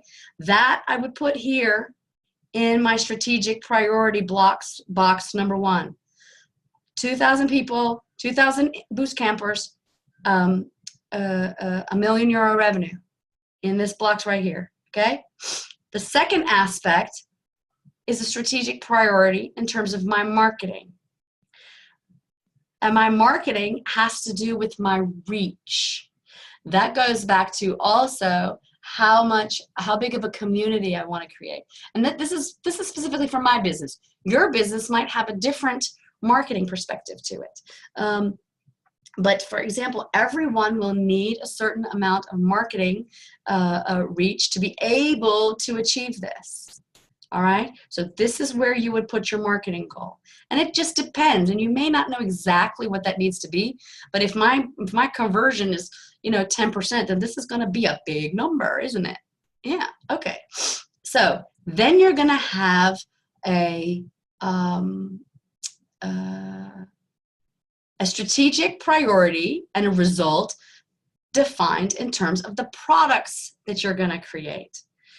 That would be your third strategic priority. So for example, it's my intention to, by the time that I'm delivering that number of boost camp, that I have a boost camp level 1, and I also have a separate product that will have a higher program price tag that I will also create between now and 2020. Okay, so that would go in here. I also then, if I'm going to do all this, I'm going to have some sort of priority and some sort of result defined in terms of what it's going to mean for a team. Because I'm not going to be able to do all that. I'm not going to want to do it all. Okay? So I'm going to have some definition by 2020. So for example, for me, I do this as 2020. So that I'm going to have a team of people that supports me. Okay, exactly how that looks like, I don't even actually need to know right now. What I know is that I will have a team, that I will be managing the team, and that I will be the face and the primary delivery person in the programs, but I'm not going to be doing everything. Okay? Then you likely are going to have some other strategic priority that is going to have something to do with your long-term vision for what you want, how you want your business to grow, other than just the number of people and your community and your products that you're creating.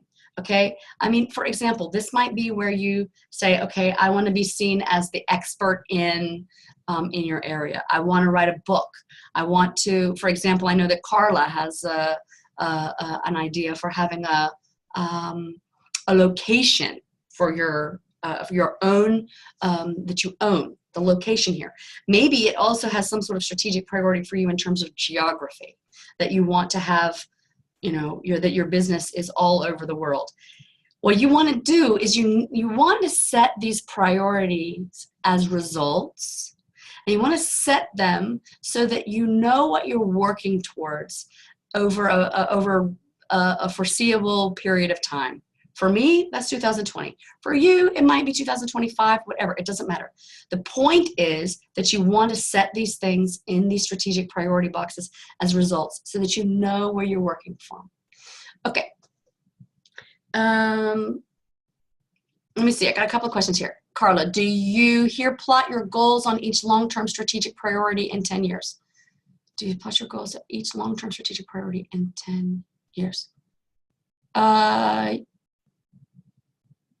Yes, yes. Basically, you've broken them down into priorities, into what your priorities are, and I'm just suggesting that almost every business has a strategic priority in these 4 areas, and they often might have a different priority in this in another area, maybe another 2 areas, but that you set the results down in these different boxes, and I'll show you why.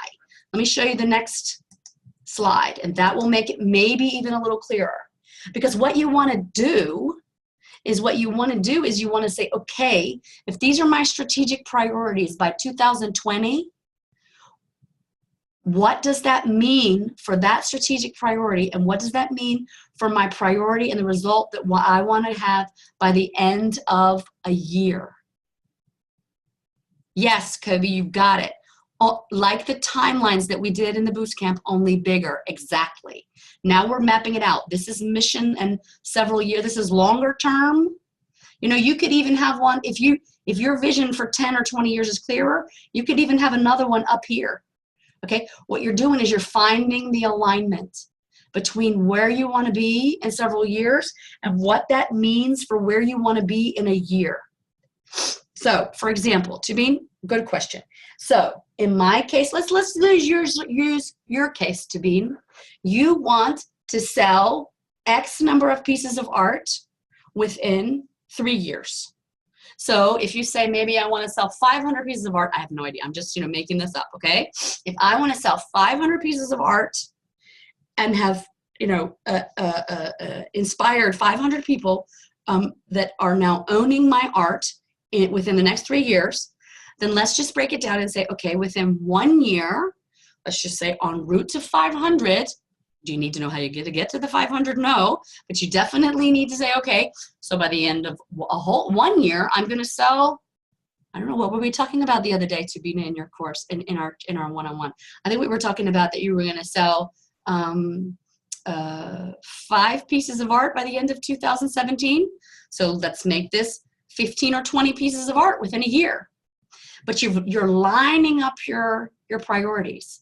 So if you then by the end of 1 year have sold 20 pieces, then you probably are going to have found some form of extrapolation for how you within several years could sell an exponential, a multiplier of them. Do you follow that? Okay. And that works the same for your reach, for your marketing reach, for your community. If I need to have if I want to reach 1 million people but by the end of 2020, then by the end of this year, I better be getting my butt moving and getting my reach out there to, let's just call it, I don't know, 20,000 people. You don't necessarily need to have a whole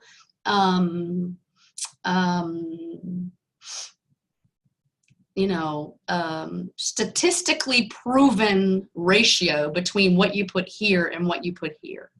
What you need to do is you need to find the alignment to get you going, and you need to set a goal that's aspirational. Okay? Yes, Tabine, you've got it. This one is strategic priority number 1 for you, whatever that may be. This one is strategic priority number 2, 3, 4, and 5. And on the other sheet, I gave you some examples of the categories that those might be.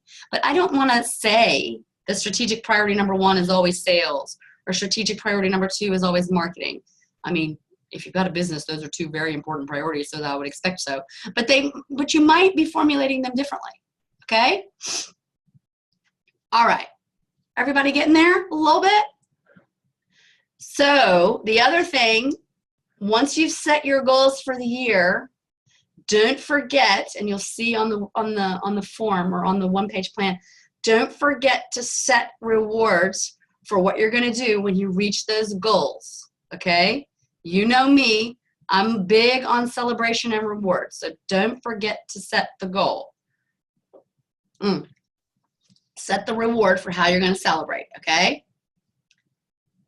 Now, this part is going to look really familiar to those of you who have done the Boost Camp module on Journey Backbone recently. This is where you're going to break it down. If this, okay, and I didn't put the 1 year thing on top of it. Okay, let's go back. If these were your 1 year goals, how do they line up with what your goal is going to be in the next 90 days? Okay, what's your goal going to be? You're going to have a goal in terms of how many you're going to sell. We were talking about that earlier, right? How many you're going to sell in the next 90 days? What's your marketing goal going to be in the next 90 days? What's maybe your product development goal going to be in the next 90 days? What is your team goal? What is your, maybe you're writing a book. What is your long-term goal?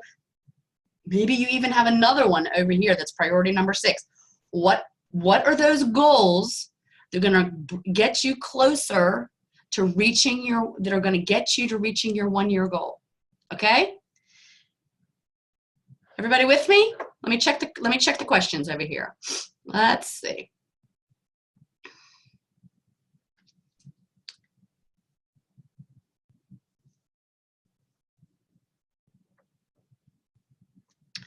Okay, let's see. Simona, you've got, yeah, these are very clear. Sales goals, and aligned to those is obviously the program or the product that you're going to develop. So if you're going to sell 4 VIP programs in 2020 with 16 participants per time, then you've got a clear sales goals for 2020. You've got in 2020 an online program. All right. So you've got, let's go back over here. I hope you guys are following me. So if this is your product priority path, then you've got somewhere, you've got in here that at the end of 2020, you've at least got a VIP program, you've got an online program, and actually in 2019, you've got a book. Okay, and so for example, if this is your book, if this is what you're going to focus on for your long-term exposure and building yourself as an expert, if this is your book, then in 2019, which is maybe not 2020, so you might have one you've got a book written. And then at the end of 2017, you've got your structure of your book, and you've got a global content of each of the chapters. That's how these two things line up.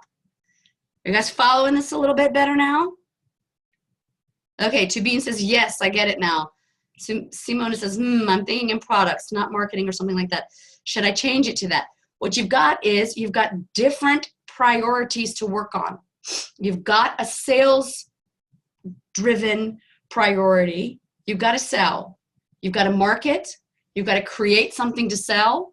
You've got to have people that are helping you to do whatever it is in your business that you need to do. And you've probably got something going on here that has more of a long-term perspective on it. You're focusing on these different things at the same time. Okay? Okay, good. All right. So, yes, Kobe, you were just so smart. Kobe's asking already, what does KPI mean? Haven't gotten there yet. I'll get there in a second, Kobe.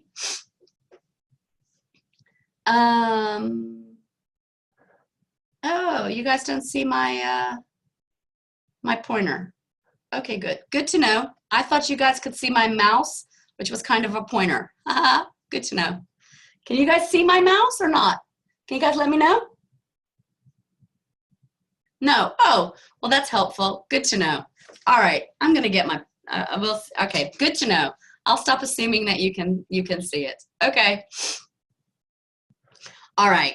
Once you've set your goals, okay, then you're going to define what Carla was just asking, Kobe was just asking about. What is a KPI? The KPI is the measurable result that you're working towards that's associated with that goal. okay? Um,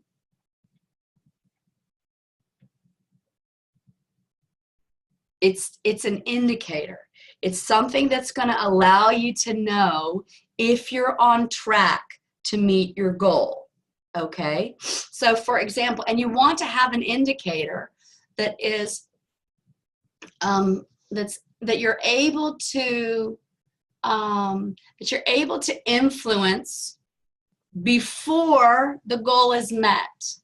So for example, that's why you hear a lot of people, if this is your marketing goal, you'll hear a lot of people talking about how many people are signing up for their newsletter or are signing up on their mailing list every month. That's one of my key performance indicators as to whether or not I'm reaching my marketing goals. I can influence that, but it's not the end goal because I can't influence it anymore if it's already at the goal, if it's at the end of the time period. So for example, I can take action and influence whether or not, for me, my KPI, my performance indicator is I want to have 10 people sign up for my news, for my opt-in for my news, for my mailing list every day. And so that's something that I can measure every single day. Is it happening or not? I can steer it. I can influence it. If it's not happening, I can consider why is it not happening? It basically is an extrapolation of how many people I need to have on my mailing list in order to make my conversions, to make my sales. So that's what you're working towards, okay? Great question, Kobe. Thanks for asking. All right. So you guys ready to take a stab at it? At least take a stab at where you'd want to be in the next 90 days? Okay, take a stab at it. I'm going to give everybody a couple of minutes. In each of these 4 priority categories, where do you want to be at the end of 90 days? What do you want to have sold? What does your marketing what are your marketing goals going to be? What are you going to create? What are your products going to be? Are you going to maybe start working with other people in a team or getting some support? And if you have any other aspects of your business that you say, okay, I need to pay attention to those, what are those going to be? And what is the goal for the next 90 days? All right? Take a stab at it. I'll give you a couple minutes.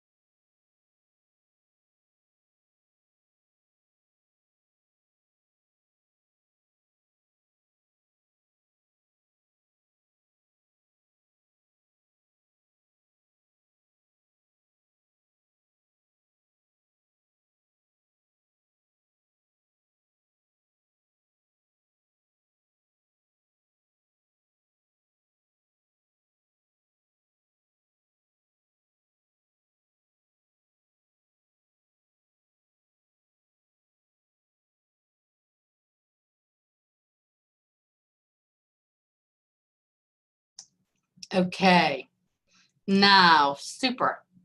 All right, I'm starting, you guys are really, I'm so glad you guys are starting to see how this fits together.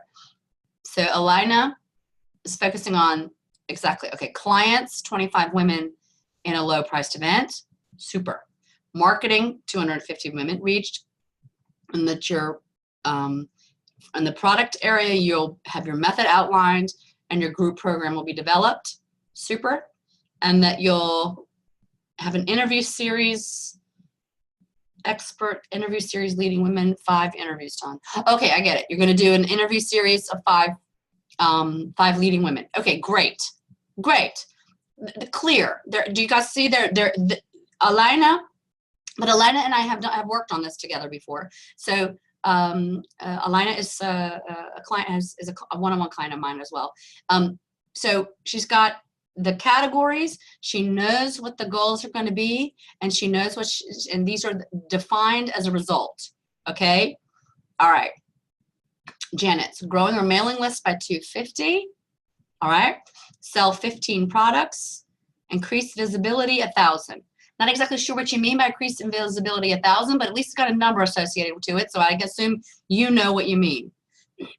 Okay, to be great. To be, we started working on this, didn't we? Where you wanted to be in the next 3 months. In 90 days, you sold a piece of art, you have an expo at a good spot. Fantastic, that's your visibility. Found ways to show your art at good spots where people really buy art. And I start with my mailing list. Super. See, these are concrete. You have a mail, you know, you might want to make it a little bit more specific, like my mailing list has, I don't know, 200 people on it. At least that gives you some sort of focus for what you need to work towards, okay? Great. So this is starting to come together for some of you guys. Fantastic. And this is, you know, you need to have your concept of what your product is going to be. I mean, you know, you need to be at a certain level of your business in terms of what the product is and what the concept is, and the expectation for what you can sell. You need to be sorry, you need to be a couple steps farther for some of you than you might be right now. So don't worry, but this is where, that at least you know where you're working towards, okay? All righty. So the next step is then, of course, to break it down into, if that's the goal for 90 days, what does it mean you're going to do in the next 15? And this is where the rubber really meets the road. This is where you're going to say, okay, that means in the next 2 weeks, I'm going to commit to doing this, this, this, this, and this. And that means that of those 50 of the things I'm going to do in the next 15 days, what does it mean I'm going to do this week? And what does it mean I'm going to do today? So that is this part is not on the 1-page strategy plan, because this part changes every single 15 days. The other part doesn't. It might shift a little bit. It's absolutely flexible. But this is the part that's going to shift in every 15 days. All right? So that's why this is a separate part. So I want everybody at least to come up with 3 or 4 actions that you will do, stated as a result, within the next 15 days. Okay? I'm going to give everybody 3 minutes, and I want you to please put them in the chat. Okay? So if you walk away with at least these 3 actions that you are going to take in the next 15 days, that you'll have gotten a good strategic overview of what you need to do for your business, and at least the actions that you're going to take in the next 15 days in the key areas of your business. Okay? All right. I'm curious. Go ahead. It's a few minutes.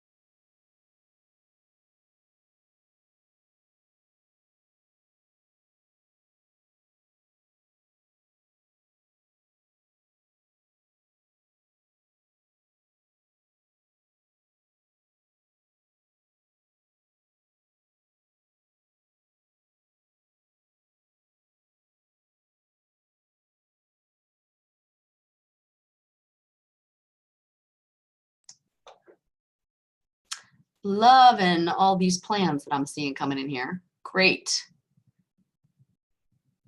Okay.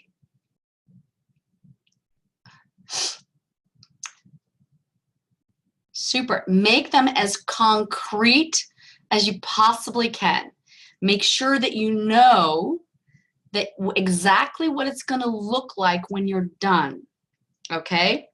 So if you say, I'm going to, you know, I'm going to write an ebook. Okay?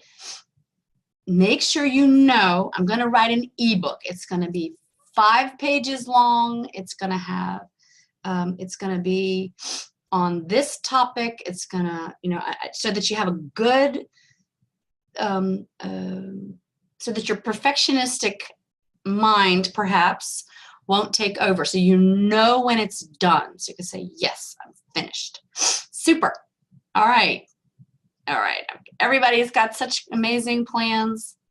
Fantastic. Okay. I'm not going to walk through all of these, but it was an invitation to make sure that you start mapping this out and making it concrete and real, guys. That's the most important thing for me. Because, you know, I mean, you know, one of my favorite quotes from Nelson Mandela: action without vision is only passing time. Vision without action is merely daydreaming. Vision with action can change the world. Okay? When you align your vision with the action of what you do today through your business, it will change the world. That I firmly believe it. So, and it's a lot more motivating when you've lined up your vision and your mission with the tasks that you're doing every single day, and so that you can remember why you're doing it. Okay? All right. All righty. Let's see. So we've been through, can you guys believe it? We've been through every single aspect of this 1-page plan in 3 hours. That does not mean that you've got all of the answers. That does not mean, I realize that, because everyone is at a different point in their business, and everyone is, you know, but at least you know what you need to know. And if you don't, and if it wasn't quite clear, then I can explain it to you in a different context or whatever again. But you need to know all of these things in order to make sure that things are in alignment, to make sure that you're mapping it out, to make sure that you're spending your time and your energy on the things that you, that when you focus on them, they're really going to lead to results, that you're not too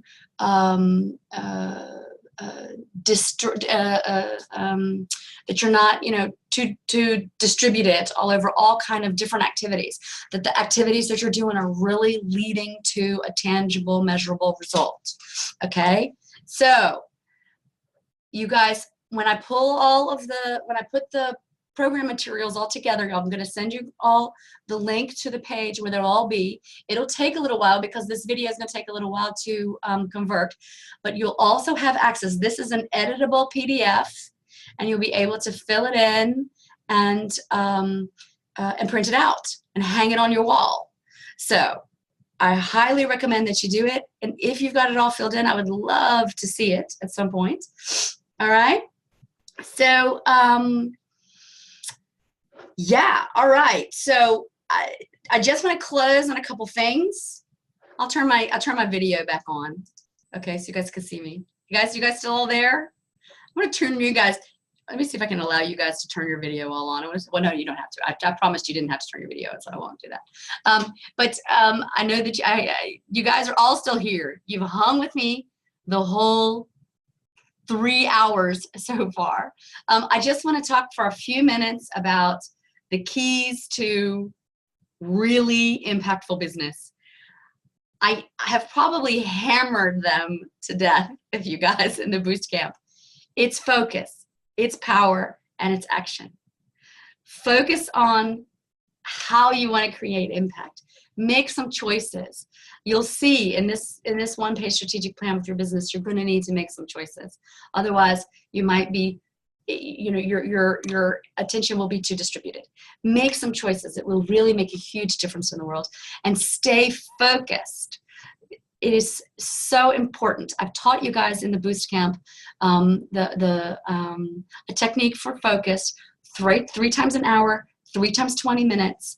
I hope that you're doing that. I hope that it's working for you, because it can definitely help you continuously move and create momentum every day. You will feel empowered. That's the second aspect. You will feel the power. You will feel the momentum of taking positive, proactive forward action, because then you're creating your life. You're creating your vision.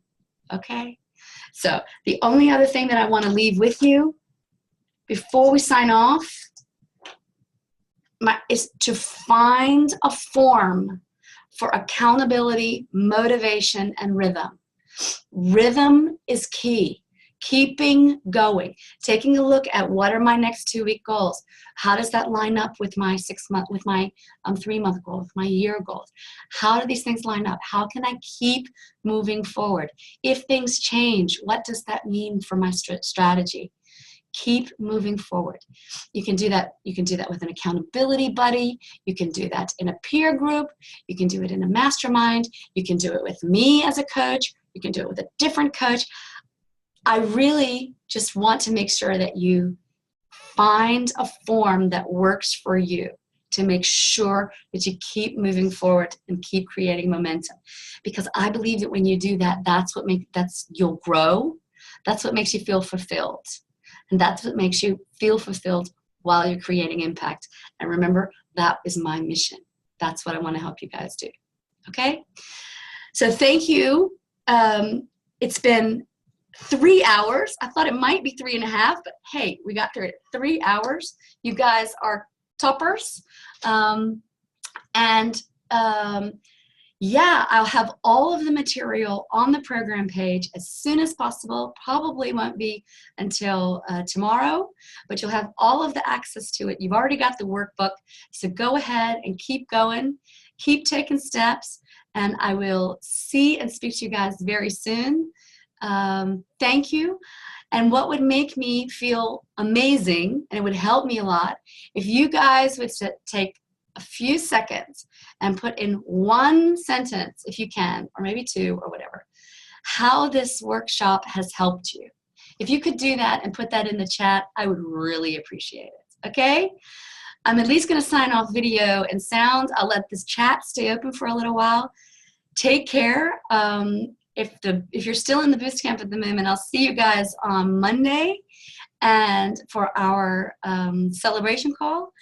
And yeah, I'll see you guys soon. Thanks. Bye-bye. Have a great weekend.